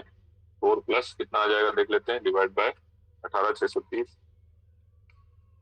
ये हो गया जी 0.716, ठीक है। तो ये हो गया 4.72 ईयर्स, ठीक है। ये पे बैक पीरियड हो गया, डिस्काउंटेड पे बैक पीरियड। समझ में आ गई बात? निकालना मैंने आपको बता दिया, एग्जाम में कम पूछा जाता है, ठीक है, बहुत रेयर पूछा जाता है। सिंपल पे बैक पीरियड पूछेंगे तो हमें क्या करना है, कैश इनफ्लो को ही क्यूमुलेट करना है, लेकिन जब डिस्काउंटिंग में आ गए तो मैंने आपको बता दिया ऐसे निकालते हैं। एक जो लास्ट आपका बचा दैट इज IRR, वो उसका फॉर्मूला बता देता हूँ, उसके लिए क्वेश्चन जब करूंगा उसमें सॉल्व करके आपको वो भी बता दूंगा। IRR, ठीक है, इसको बोलते हैं इंटरनल रेट ऑफ रिटर्न। ये हम अपनी इंटरनल एक्सरसाइज करते हैं बिजनेस की, और उसको मार्केट के कॉस्ट ऑफ कैपिटल या जो भी return required rate of return उससे कंपेयर करके देखते हैं, हमारा उससे ज्यादा होना चाहिए, ये हम मानते हैं, ये मान के चलते हैं, ठीक है। इंटरनल रेट ऑफ रिटर्न ये भी बहुत रेयर पूछा जाता है क्योंकि ये ट्रायल एंड एरर मेथड से निकाला जाता है। इसका फॉर्मूला बता देता हूँ, फिर जब क्वेश्चन करूंगा उसमें मैं इसको यूज कर लूंगा, निकाल के एक क्वेश्चन बता दूंगा, आपको भी एक ही करना है, हर क्वेश्चन में ट्राई मत करना, जरूरत नहीं है, क्योंकि बहुत कम पूछा जाता है। बहुत पहले कभी 99 या 2000 में कभी या 97 में पूछा गया, मुझे देखना पड़ेगा कब आया है, क्योंकि इसमें पूरी टेबल इनको देनी पड़ती है, प्रेजेंट वैल्यू फैक्टर का पूरा चार्ट देना पड़ता है। इसका formula IRR is equal to lower rate, ठीक है, lower rate plus positive NPV, इसमें 2 एनपीवी निकालनी पड़ती है, positive NPV multiplied by difference of discounting rates, मतलब एक 8% पे निकाला, एक 10% पे निकाला, उनका डिफरेंस 2 आ जाएगा। लोअर रेट क्या हो जाएगा, 8 हो जाएगा, 8 और 10 में लोअर रेट क्या होता है, 8 हो गया, divide by positive NPV, 2 NPV निकालनी पड़ेगी, माइनस नेगेटिव एनपीवी, ये इसका फॉर्मूला है। और इंटू है क्या, positive NPV into difference of multiplied by difference of discounting rates, ऐसे 8 और 10 दो लिए मान लो तो उनका डिफरेंस 2 आ जाएगा, ठीक है। ये वैल्यू निकलेगी परसेंटेज, फॉर्मूला लग रहा है। हाँ, ये निकलेगी वैल्यू परसेंटेज में। और कहते हैं जो हमारा IRR का परसेंटेज होगा, जो IRR का परसेंटेज का रिजल्ट आएगा, उस फिगर पे एनपीवी जो है वो 0 होती है, ये थ्योरेटिकल पॉइंट है। जहां एनपीवी 0 होती है वो हमारा इंटरनल रिटर्न माना जाता है, इस लिहाज से थ्योरेटिकल पॉइंट है, ठीक है। तो हम क्या करेंगे, इसमें एक पॉजिटिव एनपीवी निकालेंगे, एक नेगेटिव एनपीवी निकालेंगे, lower rate high rate 2 assume करेंगे, एक पता रहेगा दूसरा निकाल लेंगे। तो हम ट्रायल एंड एरर मेथड की मदद से इसको हम निकाल सकते हैं। आता कम है, पता होना चाहिए, मैं एक क्वेश्चन में सारे सॉल्व करके आपको बता दूंगा, सब आपको समझ में आ जाने चाहिए। ये मैं दोबारा नहीं बताऊंगा क्योंकि जरूरत नहीं, समझ में आ गई बात आपको, कुछ भी नहीं है इसमें। अभी तक हम लोग कैश इनफ्लो को क्यूमुलेट करके पेबैक पीरियड निकाल रहे थे, अब उसकी प्रेजेंट वैल्यू को क्यूमुलेट करके पेबैक पीरियड निकालेंगे, बहुत आसान है, इसमें दोबारा बताने का है ही कुछ नहीं, ठीक है। चले आगे, ये मैं आपको आज निकाल के बता देता हूँ, एक क्वेश्चन में पूरा सॉल्व करा देता हूँ। प्रेजेंट वैल्यू में क्या नहीं समझ में आया वो मेरे को दोबारा बताओ, कुछ अगर नहीं समझ में आया दोबारा पूछ सकते हो, एनपीवी नहीं समझ में आया, पीआई नहीं समझ में आया, दोबारा बता सकते हो, उसके बाद हम आगे चलेंगे और एक क्वेश्चन पूरा सॉल्व करेंगे जिसमें सारी चीजें निकालेंगे, तो आपकी मतलब एक तरह से रिवीजन हो जाएगा। Payback period, ARR, NPV, pi सब निकाल के मैं बता दूं, ठीक है। बताओ इसमें क्या नहीं समझ में आया। एक बार पीआई बता दीजिए, वो ना थोड़ा मिस हो गया था। अच्छा, एनपीवी समझ में आया, एनपीवी कैसे निकालते हैं, वो दोनों आ गए सर। हाँ, एनपीवी कैसे निकालते हैं, ओके, एनपीवी हम निकालते हैं, देखो दोबारा देख लो, एनपीवी हम निकालते हैं माइनस करके, और पीआई निकालते हैं क्या, अच्छा ठीक है, हाँ, एनपीवी देखो माइनस करके निकालते हैं, मैंने कहीं लिखा था इसको, एक सेकंड, हाँ, एनपीवी हम क्या करते हैं, प्रेजेंट वैल्यू कैश इनफ्लो जो आपने निकाला minus present value cash outflow को माइनस करके निकालते हैं, और इसकी वैल्यू एग्जैक्ट रुपीज में आती है, जो भी वैल्यू आएगी वो रुपीज में आएगी, रुपीज इतना, ठीक है। पीआई में कुछ नहीं करना है, इन्हीं को डिवाइड कर देना है, present value cash inflow minus present divided by present value cash outflow, ये निकालते हैं। इसकी जो वैल्यू आती है टाइम्स में आती है, इतने टाइम्स, इतने गुना, ठीक है, बस ये फर्क। तो दोनों आप साथ साथ कभी भी निकाल सकते हो जब पूछा जाएगा, ठीक है। 2 मिनट 2 सेकंड लगेंगे। हाँ बोलो। सर क्वेश्चन नंबर 4 में जो आपने दिए क्वेश्चंस, इसमें जो डेप्रिसिएशन दिया है वो 10 ईयर का दिया हुआ है, और जबकि ईयर्स में 8 दिए हुए हैं, तो हमें किससे कैलकुलेट करना पड़ेगा, 10 से, या मतलब कितने ईयर का करना पड़ेगा। 10 ईयर्स दिया, कौन सा कह रहे हो, पहला कौन सा, मतलब क्वेश्चन ये वाला बन, नहीं सर, स्टार्टिंग में, अच्छा ये वाला, ये तो वैसे मैंने क्वेश्चन कुछ बनाए हुए हैं, हाँ, कौन सा 1 वाला, ये वाला 4 इसका 4, अच्छा, कितने दिए मैंने, डेप्रिसिएशन वैल्यू दे रखी है 10 ईयर की, 10 ईयर्स उसकी लाइफ है, कोई बात नहीं, लाइफ से आपको सिर्फ डेप्रिसिएशन निकालना, दैट्स ऑल, ठीक है। और 10वें साल बाद जो है आपका स्क्रैप वैल्यू अगर कुछ दे रखी है, इसमें है कुछ स्क्रैप वैल्यू, हाँ जी, दे रखी है 1 लाख दे रखी है, ये देखिए, तो वो स्क्रैप वैल्यू के लिए 10th दिया जाता है, बस ये वाली बात, ठीक है, जो आपका लास्ट में स्क्रैप वैल्यू वापस आती है आपकी, बस ये मतलब वर्किंग कैपिटल और स्क्रैप वैल्यू वापस आती है, उसको बोलते हैं टर्मिनल कैश इनफ्लो। अगर नहीं निकलेगा मैं बता दूंगा कैसे निकलेगा, कोई सर आ नहीं रहा आंसर इसका। कोई बात नहीं, मैं बता दूं। ठीक। ज्यादा कंसंट्रेशन आपको इन क्वेश्चंस पे करना है जो एग्जाम के क्वेश्चन है। अगर आपने ये सारे लगा लिए तो चैप्टर खत्म हो जाएगा आपका, ये मेन इंपॉर्टेंट है। और क्वेश्चंस रिपीट होते हैं, ये मैंने वैसे ही बनाए थे क्वेश्चन प्रैक्टिस करने के लिए, नहीं होगा तो मैं ये भी बता दूंगा, कोई दिक्कत नहीं। ठीक है, चलो एक क्वेश्चन में आपको बताता हूँ, फिर उसके बाद आगे बढ़ेंगे। हाँ सर, जो पीआई आपने बताया कौन सा प्रोजेक्ट एक्सेप्ट करना है, एक बार वो बताना सर। हाँ, पीआई जिसमें एक से ज्यादा वैल्यू, अगर एक ही प्रोजेक्ट है उसमें अगर पीआई एक से ज्यादा आ रहा है तो एक्सेप्ट करना है, एक से कम आ रहा है तो नहीं एक्सेप्ट करना है। लेकिन अगर दो प्रोजेक्ट है आपके पास कंपेयर करने के लिए तो आपको ज्यादा वैल्यू लेनी, विच एवर इज हायर। अगर दो प्रोजेक्ट है इसमें पीआई 1.40 1.20 तो ये वाला एक्सेप्ट करना है। एनपीवी तो एग्जैक्ट अमाउंट ही बता रहा है आपको, जो ज्यादा है उसको एक्सेप्ट करना है। सर ये 1.20 रेशियो है या रेशियो है, ये अमाउंट है, ये रेशियो है। 1.20 हायर होगा या 1.40 रेशियो में? आप बताओ सर 1.20 कैसे हायर होगा 1.20? सर अगर रेशियो है डिवाइड करेंगे तो 1.20 की वैल्यू आएगी ना? कैसे होगा, कैसी बात कर रहे हो? 1.4 अरे वो गुणा ही तो होता है, 1 रेशियो तो गुणा ही होता है मैडम। कैसे बता रहे हो? आगे चलो, आप आगे चलो सर, आगे देखो ना, डिवाइड करो आप, यहाँ पे लिखो 100, यहाँ लिखो 50। मेरी बात सुनो, यहाँ लिखो 100, यहाँ लिखो 50, कितना आएगा? 2 आएगा। यहाँ लिखो 100, यहाँ लिखो 100, ठीक है, मैं वो डिवाइड में जाएगा, मैं वो सोच रही थी। नहीं, तो ये acceptable whichever is higher वो आपको एक्सेप्ट करना है। डिवाइड करने पे भी वैल्यू फेवरेबल वही आएगी, ऊपर की वैल्यू ज्यादा होनी चाहिए। ठीक है, चलो जी, एक मैंने आपको एनपीवी किया है सर। हाँ जी सर, बोलो, जैसे इसी क्वेश्चन में जो आपने 28,000 और 30,000 लिखा हुआ था सर, जैसे इससे अमाउंट तो कोई वेरी करता ही नहीं है, चाहे वो 28,000 हो कुछ भी हो, हमें तो राइट वाला देखना है ना, रेशियो वाला। अगर एनपीवी से नहीं, अगर आपको एनपीवी से डिसीजन लेना है तो बी प्रोजेक्ट अच्छा है, पीआई से डिसीजन लेना है तो तब भी बी प्रोजेक्ट ही अच्छा है। दोनों में लगभग सेम ही आता है, कभी कभी एक्सेप्शन होता है रेयर केस में। ठीक है, रेयर केस में एक्सेप्शन होता है, राइट सर आईआरआर बता दो एक बार फिर दोबारा। आईआरआर मैं आईआरआर में दोबारा बता देता हूँ। आईआरआर का क्या है? इंटरनल रेट ऑफ रिटर्न है मेरा, कि मैं कुछ अपना इंटरनल रेट ऑफ रिटर्न निकालना चाहता हूँ, कि मेरी कंपनी का अपना पर्सनल कुछ हिसाब किताब है और वो मार्केट रेट से कंपेयर करके मैं उसको देखता हूँ कि वो एक्सेप्टेबल है या नहीं है। तो ये कुछ परसेंटेज में निकल के आपका आता है आईआरआर। इसमें मुझे 2 एनपीवी निकालनी पड़ती है, एक पॉजिटिव एक नेगेटिव, और उसके हिसाब से कैलकुलेशन करना पड़ता है। और कई बार ये क्या है, कई बार क्या, ज्यादातर ट्रायल एंड एरर मेथड पे डिपेंड करता है, क्योंकि अगर आपको एक नेगेटिव एनपीवी मिल गई तो फिर आपको दूसरी प्लस के लिए जाना है, प्लस मिल गई तो नेगेटिव के लिए जाना है। तो आपको देखना पड़ता है कि वो प्लस जो है, मान लो 10% पे आपको नेगेटिव मिल गई तो आप 9% पे चेक करो, पॉजिटिव मिल रही नहीं मिल रही तो और नीचे 8% पे चेक करो। तो ये आपको ट्रायल एंड एरर के हिसाब से आपको निकालना पड़ता है। ये कहानी फॉर्मूला इसका, लोअर रेट मतलब 8 और 10%, मान लो 2 पे हमने निकाला तो 8% वाला 8 आ गया यहाँ पे। पॉजिटिव एनपीवी जो भी रिजल्ट आएगा, अमाउंट आएगा, उससे डिफरेंस जो आएगा दोनों का 8 और 10 का मतलब 2 आ गया, उसको मल्टीप्लाई करेंगे। पॉजिटिव एनपीवी का अमाउंट नेगेटिव एनपीवी का अमाउंट प्लस माइनस करके ये आपका आईआरआर निकल के आता है, that is internal rate of return.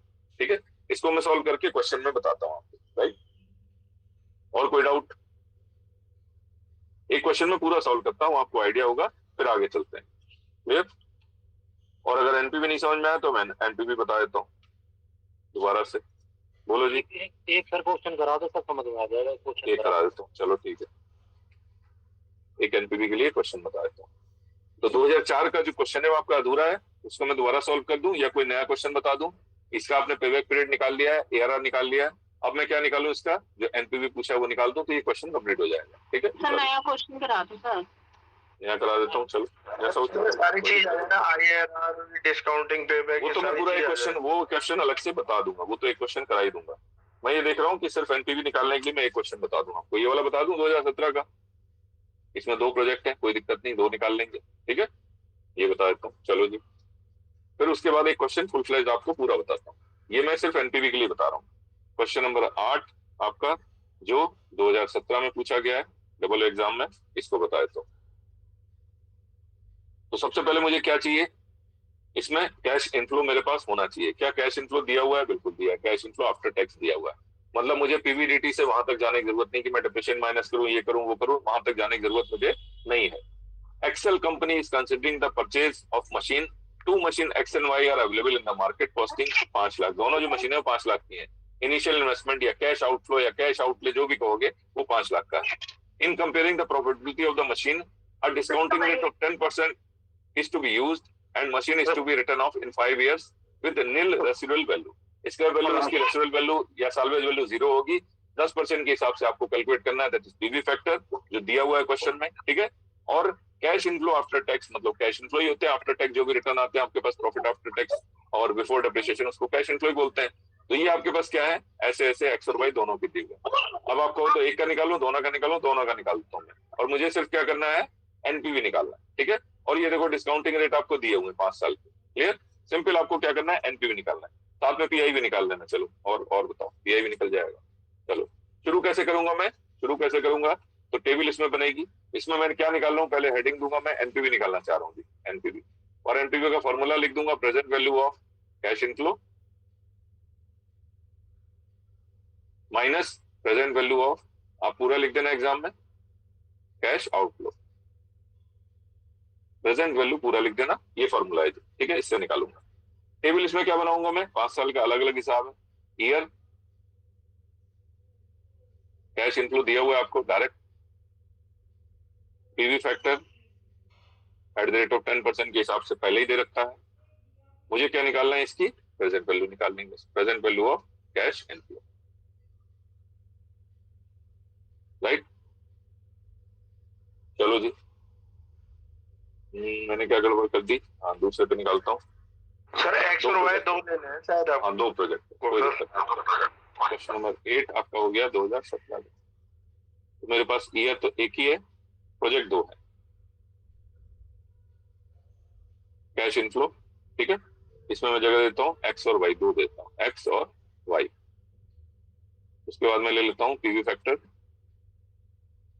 At the rate of 10%. इसके लिए ज्यादा जगह नहीं चाहिए. और क्या चाहिए मुझे, present value of cash inflow. ठीक है.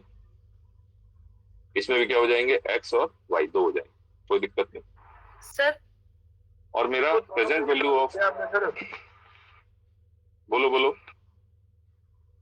कैश आउटफ्लो दिया हुआ है क्वेश्चन में कितना, 5 लाख. अब बोलो क्या बात है. अगर इसमें पेबैक मेथड भी यूज कर लगाना हुआ तो कैसे निकालेंगे फिर, इसमें इसी टेबल में कैसे बनेगा. इसी टेबल नहीं, एक टेबल में नहीं करना आपको, नंबर कटेंगे फिर आपको. पेबैक पीरियड अलग से निकालना है, कैश इनफ्लो लेना है उसको, हाँ उसको क्यूमुलेट करना है, मिक्स नहीं करना है. ओके. मैं सिर्फ एनपीवी निकाल के बता रहा हूँ, बाकी तो आप निकाल ही लोगे. एक मैं फुल फ्लेज क्वेश्चन पूरा बताऊंगा आपको. इसमें 2 प्रोजेक्ट है, बस ये बात है, और मैं इसकी एनपीवी निकाल रहा हूँ, कोई दिक्कत नहीं. चलो जी, क्लियर हो गया आपको. पूछने का मीन्स ये था कि मतलब इसमें सेम इसमें नहीं निकाल सकते ना, अलग से बनाना पड़ेगा. अलग से बनाना. ठीक है, अलग से. ऊपर हम हेडिंग डालेंगे, क्या हम क्या करने जा रहे हैं, एनपीवी करने जा रहे हैं, तो हम एनपीवी के हिसाब से चार्ट बनाएंगे. ऊपर हम डालेंगे पेबैक पीरियड निकालेंगे. ऊपर डालेंगे एआरआर निकालेंगे. तब आपके पूरे नंबर उस हिसाब से मिलेंगे. एक मैं पूरा क्वेश्चन अभी बताता हूँ आपको, जस्ट 5-7 मिनट में एक क्वेश्चन और करता हूँ. तो ये हो गया मेरा कितना जी, 1,50,000. ओके. ये हो गया 2 लाख, ये हो गया 2,50,000. ओके. ये हो गया आपका 1,50,000 और ये हो गया 1 लाख. ठीक है. क्वेश्चन आपने देखा ही हुआ है, कोई दिक्कत नहीं. ये मैं इनफ्लोज मैंने डायरेक्ट उठा लिया क्योंकि कैश इनफ्लो डायरेक्ट दिया हुआ. पीवी फैक्टर मुझे क्वेश्चन में दे रखा है. अच्छा, दूसरी चीज और बता दूं मैं आपको, एग्जाम में जो वैल्यू दे रखी हो आपको वही उठाना है, ये भी ध्यान रखना. ठीक है. एग्जाम में जो वैल्यू दे रखी हो आपको वही उठानी, अपनी तरफ से फिर नहीं कैलकुलेट करनी.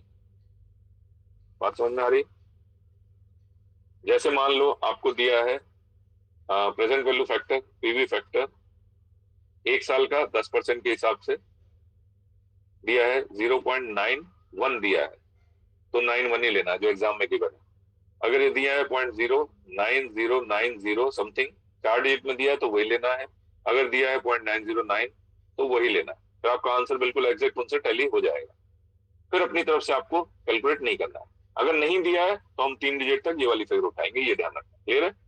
तो एग्जाम में अगर राउंड करके 91 दिया है तो वही फैक्टर यूज करना. 4 डिजिट में दिया है तो 4 डिजिट में यूज करना, 2 डिजिट में दिया है तो 2 में यूज करना, ध्यान रखना. चलो जी. अगर पेपर में नहीं दिया और हम कर रहे हैं तो हमें मान लो 4 डिजिट का, हमें 3 डिजिट, तो उसको राउंड ऑफ करने के बाद 3 डिजिट लेना है. 3 डिजिट लेना है. ठीक है.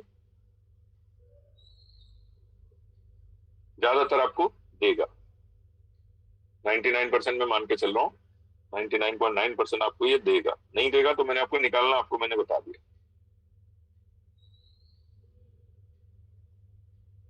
0.621, ठीक है जी। हम क्या करेंगे, एक एक करके निकाल लेंगे तो आसान हो जाएगा आपका।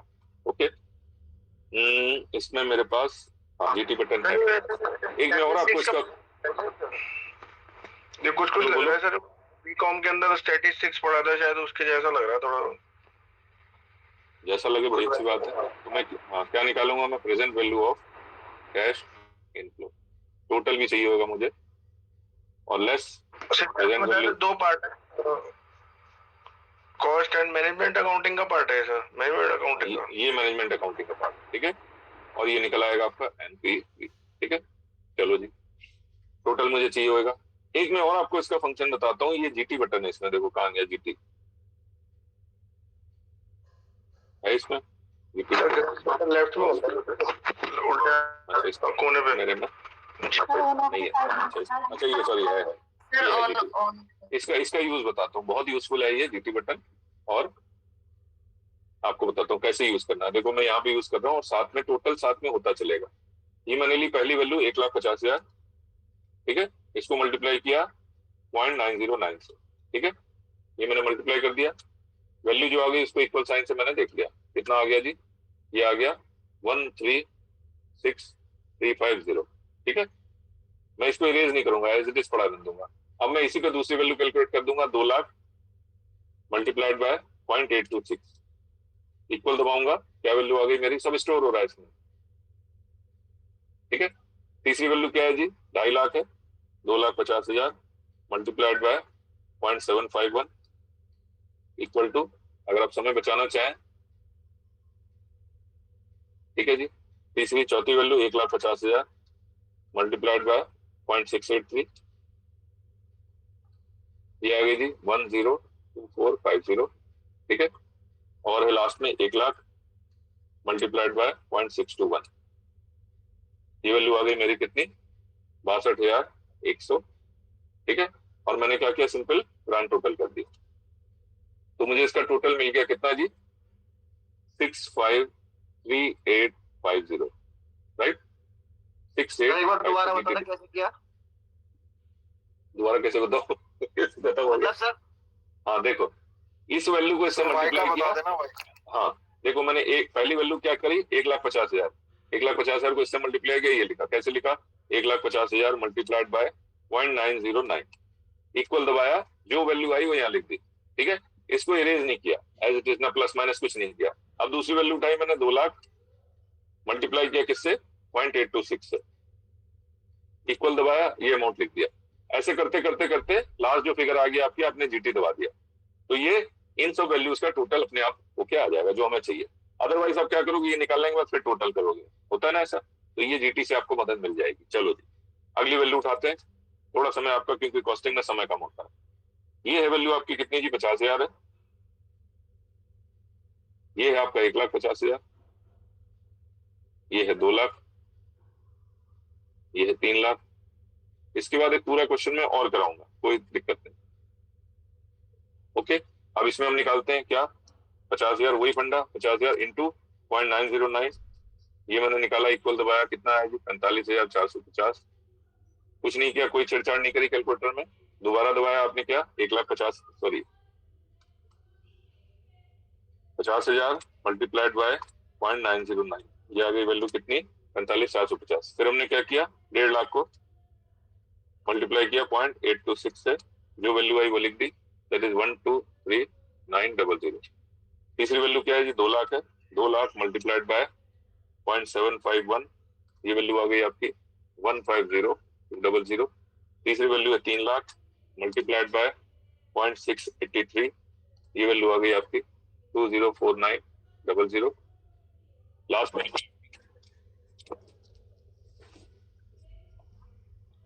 2 लाख मल्टीप्लाइड बाय 0.621, ये वैल्यू आ गई आपकी 124,200, ठीक है। ये सारी वैल्यूज दिख गई, जीटी दबा दिया मैंने, कितना आ गया जी, 648650, ठीक है। ये वैल्यू दबा गई, थोड़ा सा आगे चला गया, कोई बात नहीं।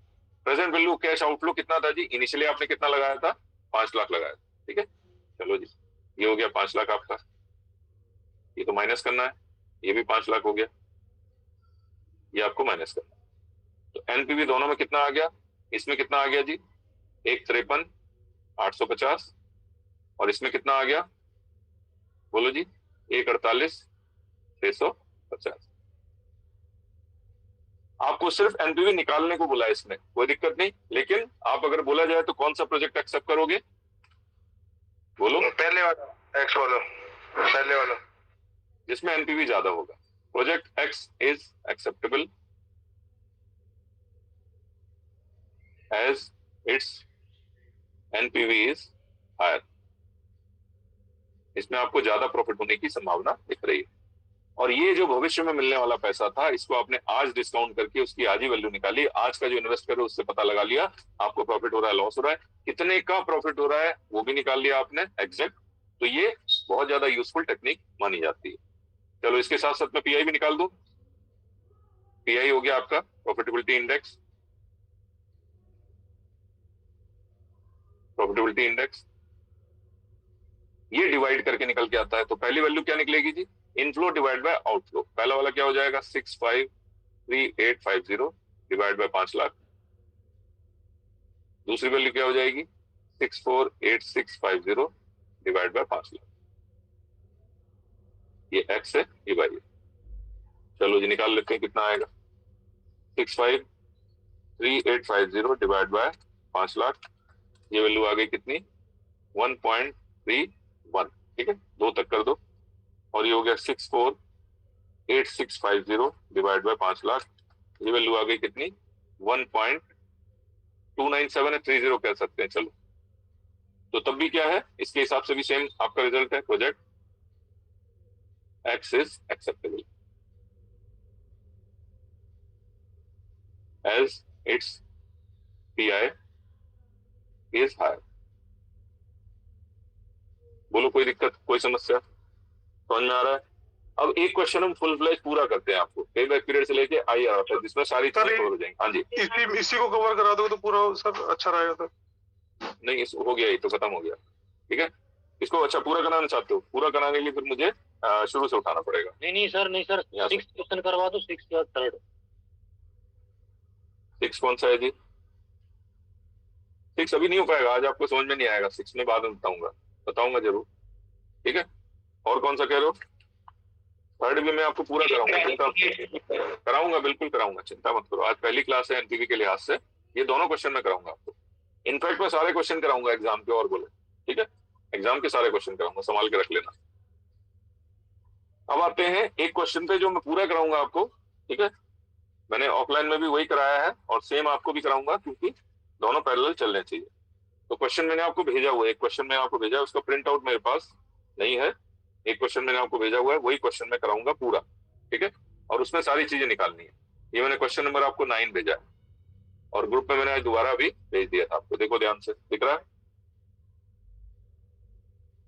हाँ सर, ये वाला भेजा था आपने, भेजा है, देखो, a company is considering an investment proposal to install new mailing controls, right.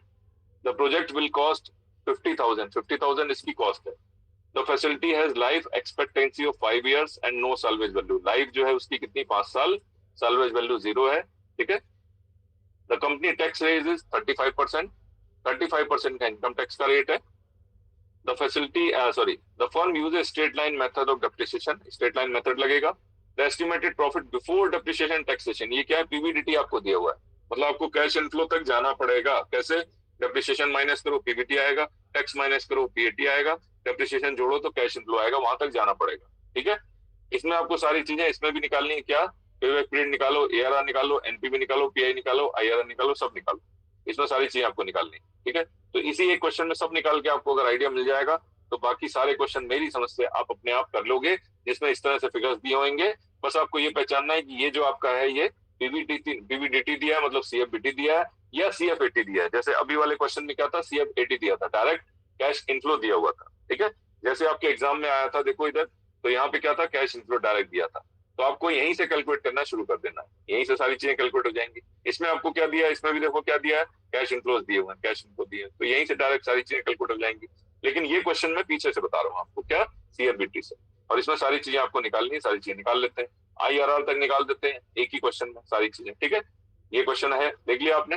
चलो इसको सॉल्व करने की कोशिश करते हैं, एक एक चीज इसकी हम निकाल के आपको बताते हैं क्या क्या निकलेगा और कैलकुलेट करते हैं।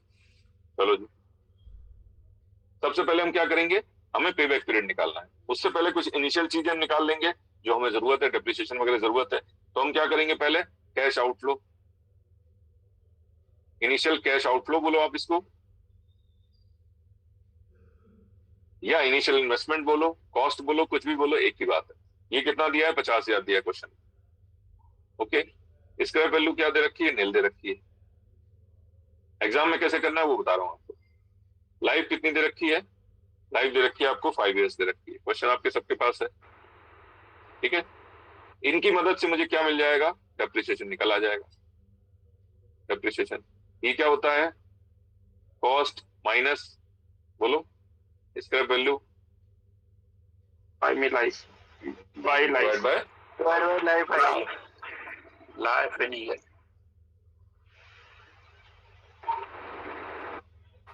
कॉस्ट हो गई आपकी 50,000 माइनस स्क्रैप वैल्यू कुछ नहीं है, लाइफ आपको दे रखी 5 साल, तो ये कितना हो गया जी,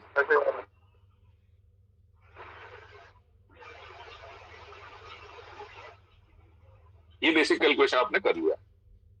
मेरी पहली हेडिंग क्या है जी, मुझे क्या निकालना है, पे बैक पीरियड।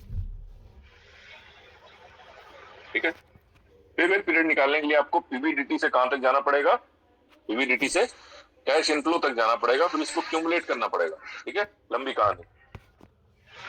तो मैं क्या करूं, आपको लैंडस्केप पे करके बता दूं। ठीक है, ऐसे बता देता हूं क्या क्या चीजें निकालोगे आप। ईयर हो गया आपका, profit before depreciation and tax, वो निकल जाएगा, दिया हुआ है मतलब। उसके बाद क्या करूं, बताते जाओ, बोलो जी। डेप्रिसिएशन में शॉर्ट में लिख रहा हूँ, पीबीटी मैंने पूरा पेज नहीं लिया, बस एक। प्रॉफिट बिफोर टैक्स निकल के आ जाएगा, टैक्स और बताओ, टैक्स हो जाएगा, टैक्स दिया 35% के हिसाब से। अब बताओ, और बताओ, डेप्रिसिएशन प्लस डेप्रिसिएशन तो बना हुआ है, वही जोड़ देंगे, दोबारा कॉलम बनाने की जरूरत नहीं है। कैश इनफ्लो करे माइनस पे और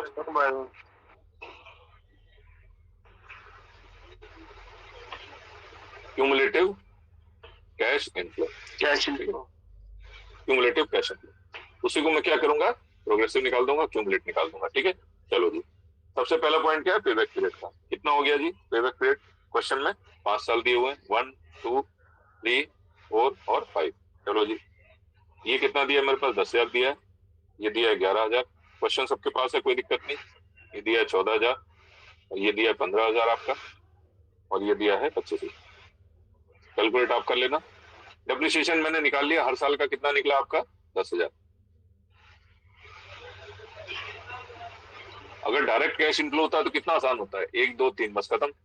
ठीक है, इसमें आपको थोड़ी मेहनत करनी पड़ती है।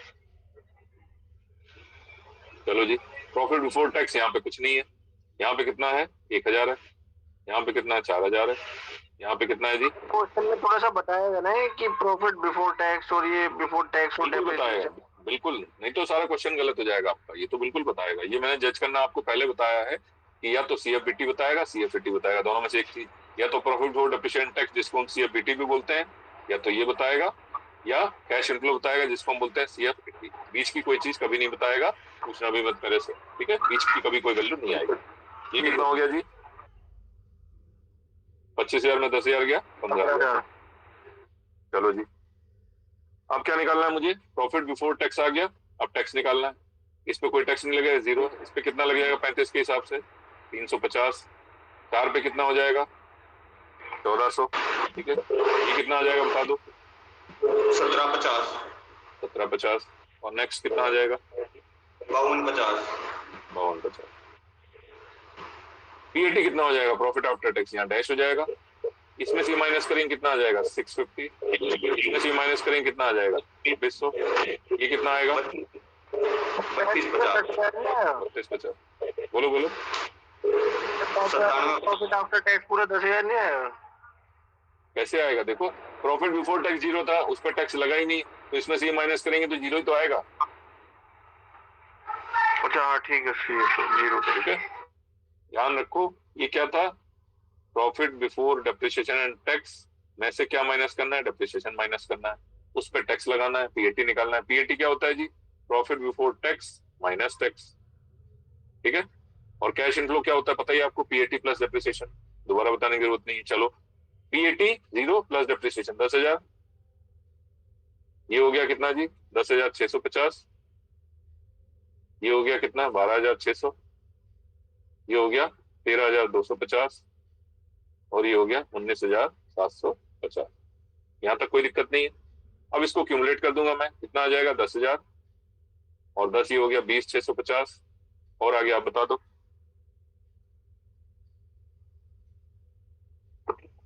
35,250 40,500 66,250 कितना 66,250 कैलकुलेशन में कोई दिक्कत तो नहीं हुई? कोई दिक्कत नहीं है। मेरा कैश आउटफ्लो कितना था, इनिशियल इन्वेस्टमेंट या कैश आउटफ्लो कितना था 50,000। मेरे को कितने साल लग जाएंगे, 1 2 3 4, 4 से ऊपर लगेंगे, 4 प्लस कुछ लगेंगे। ठीक है, चलो यहाँ टेबल में जगह नहीं है, कोई बात नहीं, मैं नीचे भी निकाल सकता हूँ पेबैक पीरियड। जब मल्टीपल वैल्यूज होती है तब मजबूरी होती है कॉलम में बनाने की, ये तो मैं नीचे भी निकाल सकता हूँ। कितना है जी 4 साल, 4 इयर्स तो लगेंगे, उसके बाद कितने लगेंगे वो निकाल लेते हैं। 50,000 माइनस 46,500 और डिवाइडेड बाय अगली किस्त कितनी की है 19,750 की। 4 प्लस कितना हो गया, ये हो गया आपका 3200, ऊपर तो 3,500 है। 19,750 कितना आ गया, आंसर बता दो। 4.177 177 हो गया, 18 कर दो। ये अब क्लियर है, कोई दिक्कत नहीं है। चलो आगे चलें।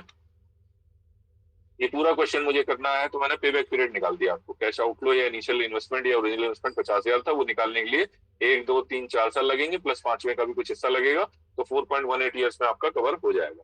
दूसरी चीज है एआरआर। एआरआर के मुझे क्या चाहिए, पीएटी चाहिए और इन्वेस्टमेंट चाहिए। चलो जी अब मैं क्या करूंगा, एआरआर निकालूंगा। अब कोई दिक्कत नहीं, टेबल अब सीधी बना सकते हैं। दूसरा मुझे क्या करना है जी, एआरआर बोला गया। ये डिवीजन का मतलब ही क्या होता है, स्टेप मार्किंग है। पेबैक पीरियड कितने नंबर, एआरआर कितने नंबर, ऑटोमेटिक डिवीजन हो गया एआरआर, दैट इज। तो इसका फॉर्मूला लिख लूंगा मैं, क्या, एवरेज रेट ऑफ रिटर्न। क्या फॉर्मूला होता है जी, एवरेज प्रॉफिट आफ्टर टैक्स, बोलो, divided by average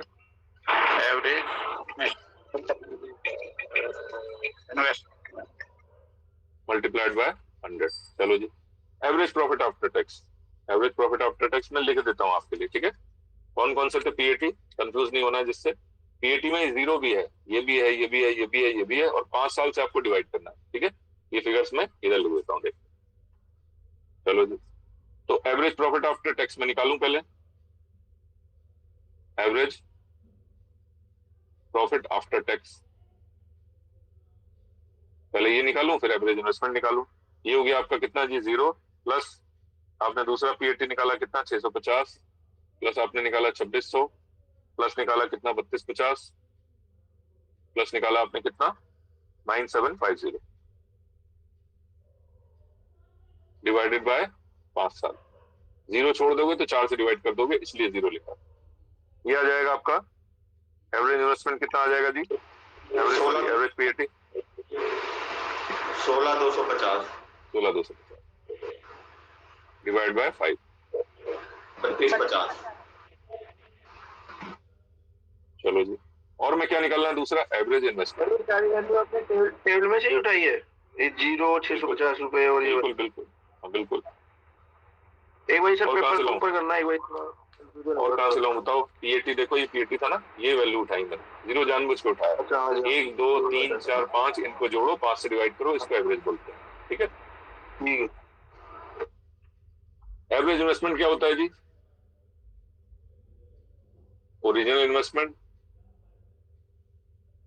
plus scrap value divided by 2। ठीक है, ये इसका फॉर्मूला होता है। ओरिजिनल इन्वेस्टमेंट कितना है जी आपके पास? 50,000 है, प्लस 0 है डिवाइड बाय 2, ये कितना हो गया जी? 25,000। अब सीधा ARR का मैंने फॉर्मूला ऊपर लिख दिया, अब मैं सीधा निकाल सकता हूं एवरेज रेट ऑफ रिटर्न।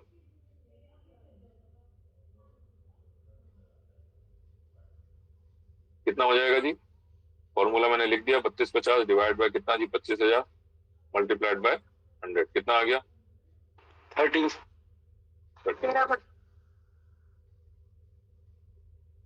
कोई दिक्कत नहीं, सबको समझ में आ गया? चले आगे, कुछ भी नहीं है इसमें। PAT अगर आपके पास है उसका एवरेज कर लो, इन्वेस्टमेंट का एवरेज कर लो, डिवाइड कर दो, 100 से मल्टीप्लाई कर दो, आ गया आपका ARR। बहुत आसान है, एग्जाम में अगर ये आ गया तो ये टोटल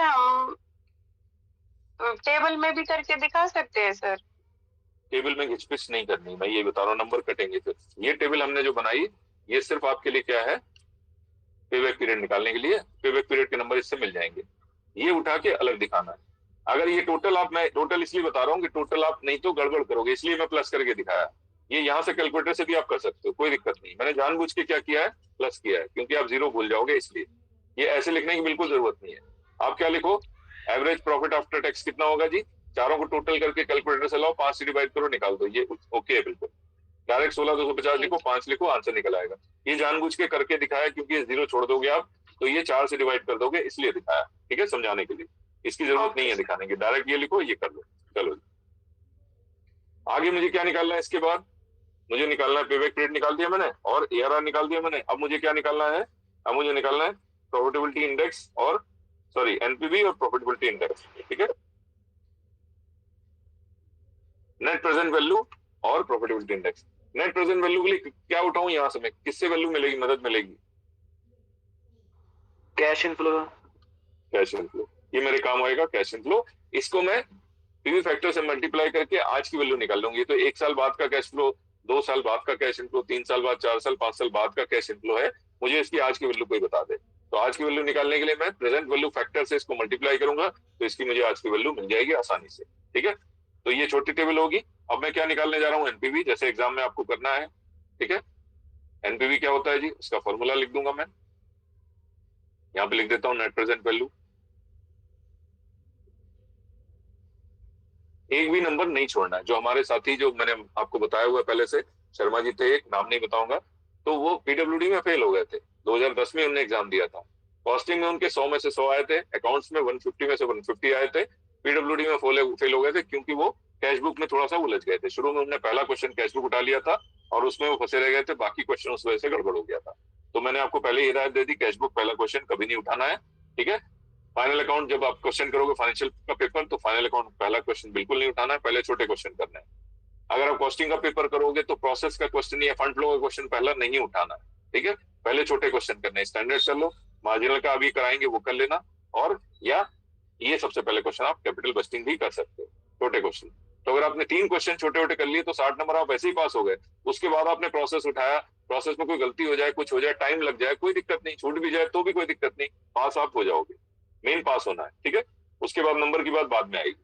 चलो जी, तो जिससे हम पास हो सकते हैं पहले वो हमें स्टेप लेने। नेट प्रेजेंट वैल्यू, NPV का फॉर्मूला लिख देते हैं जी। क्या होता है? Present value of cash inflow minus present value of cash outflow. Okay, अब हम क्या करेंगे? इसका टेबल बना लेंगे अलग से। इसका टेबल, एक ही टेबल में सब कुछ मर्ज नहीं करना।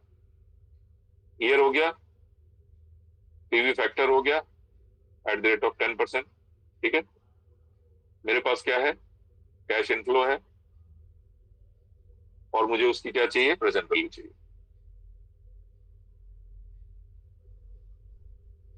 मिल जाएगी। चलो जी, कैश इनफ्लो में पूरा इन टेबल से उठा लूंगा, 1 2 3 4 5। Okay, present value factor question में इसमें नहीं दिया, नहीं दिया, कोई बात नहीं, हम अपने हिसाब से ले लेते हैं।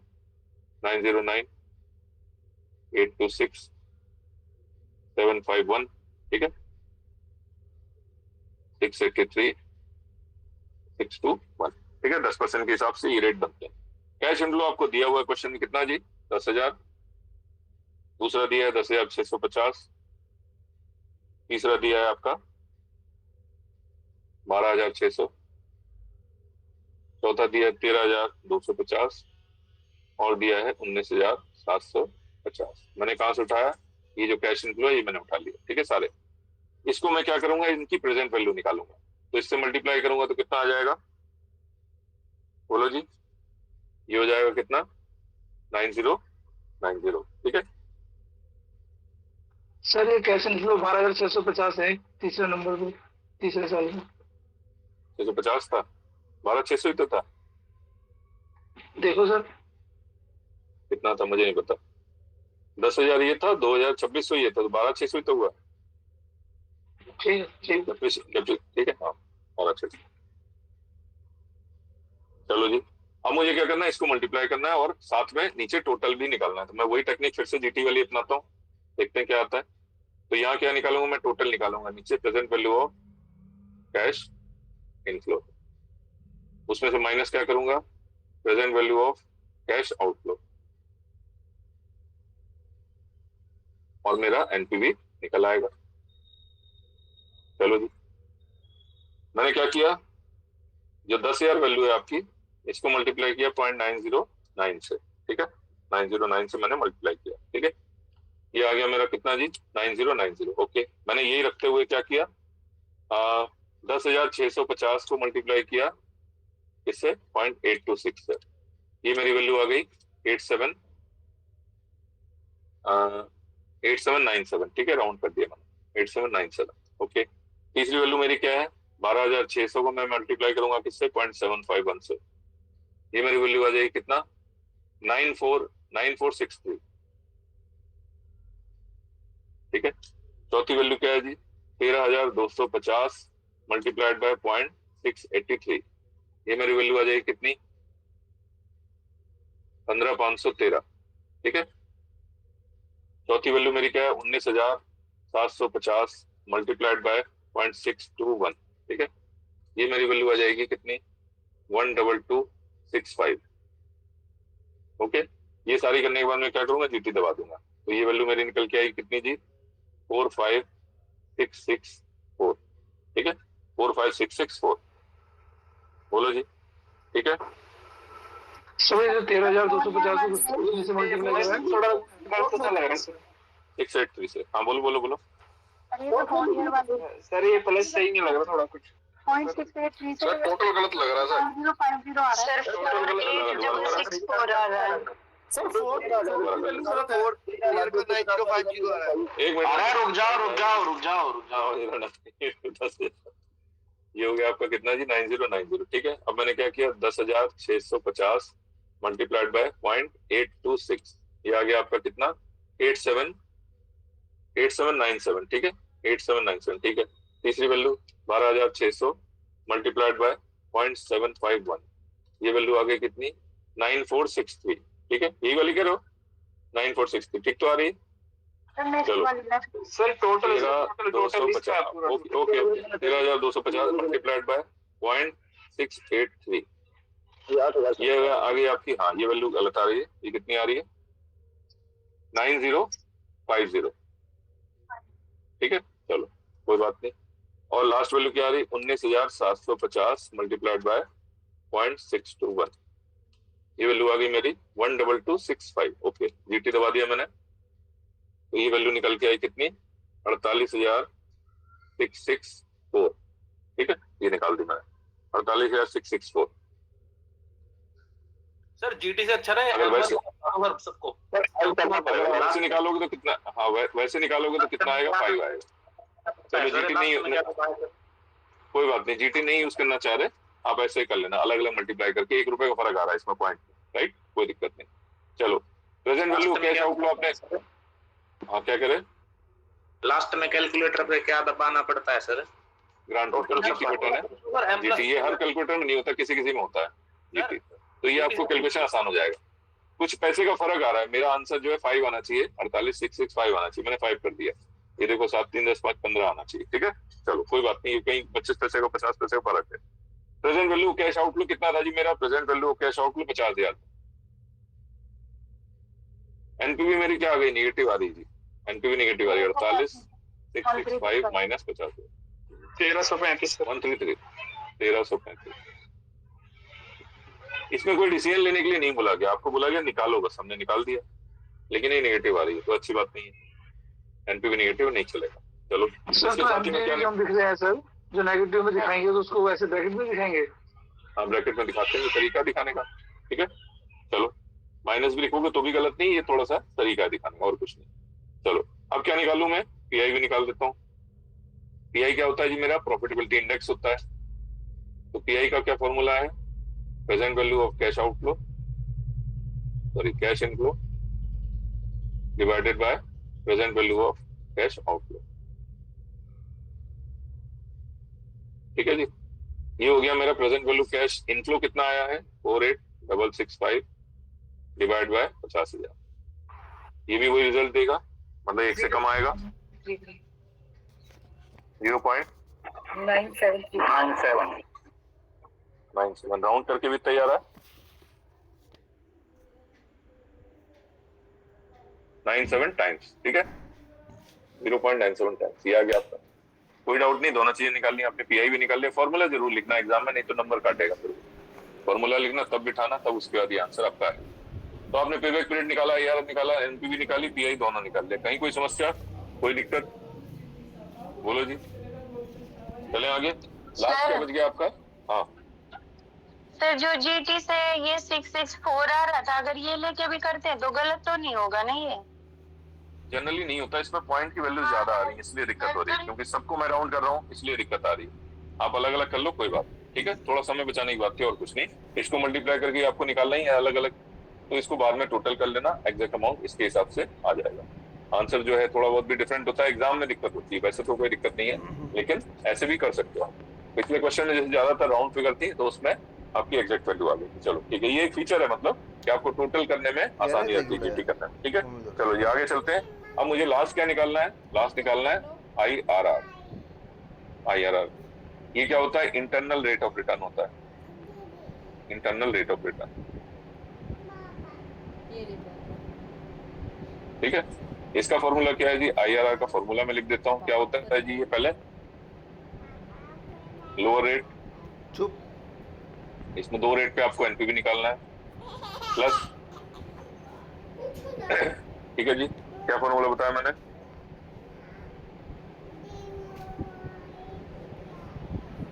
Positive NPV multiplied by difference of discounting rates divided by positive NPV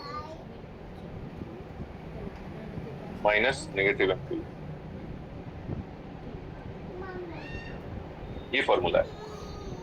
इसके लिए मुझे 2 एनपीवी चाहिए होंगे, एक तो मैंने निकाल लिया, दूसरा मुझे निकालना पड़ेगा। एक तो मैं यहीं से उठा लूंगा, ये जो आपने निकाला, एक एनपीवी 1335 माइनस का निकाल लिया। ये एनपीवी जो है आपका 10% के हिसाब से आया, ठीक है, 10% के हिसाब से। अगर 10% के हिसाब से मुझे नेगेटिव वैल्यू मिल रही है तो अगर मैं थोड़ा नीचे जाऊंगा तो मुझे पॉजिटिव वैल्यू मिल सकती है। ये trial and error method, test करना पड़ेगा आपको पहले। तो मैंने देखा 9 पे जाके नहीं बन रही बात, 9 पे भी नेगेटिव आ रहा है, तो मैं किस पे जाऊंगा, 8 पे जाऊंगा, हो सकता है मुझे मिल जाए। तो मैंने 8 पे करके देखा, मुझे पॉजिटिव वैल्यू मिल गई। एक नेगेटिव एक पॉजिटिव, 2 वैल्यू इसमें चाहिए आपको, ठीक है। तो मैं 8 पे गया, 8 पे मुझे पॉजिटिव वैल्यू मिल गई, राइट। तो मैं एक 10 से निकाल चुका हूँ, एक 8 से और निकालूंगा, और फिर आपका ये फॉर्मूला रख के मैं इसको IRR निकाल लूंगा, ठीक है। 2 मुझे एनपीवी चाहिए। जो इंटरेस्ट रेट है वो 8% ले लेंगे, 8% पे चेक करो, मतलब ये ट्रायल और एरर है, ये गलत भी हो सकता है। तो फिर समझ में नहीं आया, बिल्कुल समझ में नहीं आया, दोबारा बताना क्या चीज, ये IRR जो आपने शुरू किया है, IRR का ये फॉर्मूला है, इसमें लोअर रेट लेना है, मतलब ये 2 एनपीवी चाहिए इसमें, पॉजिटिव एनपीवी, एक नेगेटिव एनपीवी, 2 चाहिए। एक मैं नेगेटिव एनपीवी निकाल चुका, अभी 10% के हिसाब से मैंने चेक करके देखा इस क्वेश्चन को, तो मुझे नेगेटिव एनपीवी मिल रहा है। अब मुझे एक पॉजिटिव चाहिए। पॉजिटिव के लिए मैं क्या करूंगा, जैसे ये 10% पे नेगेटिव मिला है तो थोड़ा मैं नीचे आ जाऊंगा, 9% पे चेक करूंगा, 8% चेक करूंगा, 7%, जहां पॉजिटिव मिल जाएगा वहीं रुक जाऊंगा। तो मैंने 9% पे करके देखा था, 9% पे पॉजिटिव नहीं आया, तो अब मैं क्या करूंगा, 8% पे कैलकुलेट करूंगा। 8 पे मुझे पॉजिटिव मिल जाएगा, तो दोनों के हिसाब से पॉजिटिव नेगेटिव के हिसाब से रख के वैल्यू और मैं IRR निकाल दूंगा, ठीक है। जहाँ रेट की बात आएगी तो 8, इसको मैं 8% लिखूंगा। बोलो बोलो। चेक करके दिखा दो तीन बार कैसे क्या है ये आपको निकालना। हाँ नहीं ये तो मैंने निकाल लिया ना, अभी 8 तो मैं निकालूंगा, अभी चिंता मत करो। ये मैंने निकाला, ये तो आपने निकाला, अब मैं 8 पे निकालूंगा और ये भी दिखाऊंगा उसी टेबल में, दोनों दिखा। अब मैं निकाल रहा हूँ क्या, IRR निकाल। एग्जाम में ये बहुत रेयर आता है, बहुत पहले कभी शायद 97 96 में आया होगा, आप देख लेना, मुझे ध्यान नहीं है क्वेश्चन पेपर में। तो एक क्वेश्चन खाली मैं समझाने के लिए बता रहा हूँ, ये एग्जाम में जनरली नहीं पूछा जाता क्योंकि इसमें पूरा चार्ट उनको देना पड़ता है, डिस्काउंटिंग या पीवी फैक्टर का पूरा चार्ट देना पड़ता है। 2%, 3%, 4%, 8%, 10%, 12%, पूरा एक पेज खाली पीवी फैक्टर का ही होता है। ठीक है, तो इसलिए शायद अननेसेसरी इतना, और इसमें रिसर्च करनी पड़ती है कि पॉजिटिव कहाँ रहा है, नेगेटिव कहाँ रहा है, निकालना पड़ता है, 2 वैल्यू चाहिए होती है, इस वजह से ये उतना फ्रीक्वेंटली आता नहीं।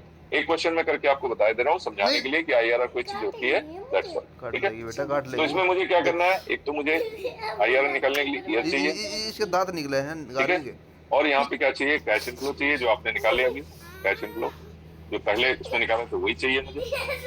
अब मैं क्या करूंगा, दादा बुला रहे, पीवी फैक्टर दवाई दिया जा @10% लूंगा और निकालूंगा क्या, दवाई दिया, present value of cash inflow, जो आपने अभी निकाल लिया वही रिपीट कर दूंगा @10% के साथ। फिर मैं लूंगा क्या, पीवी फैक्टर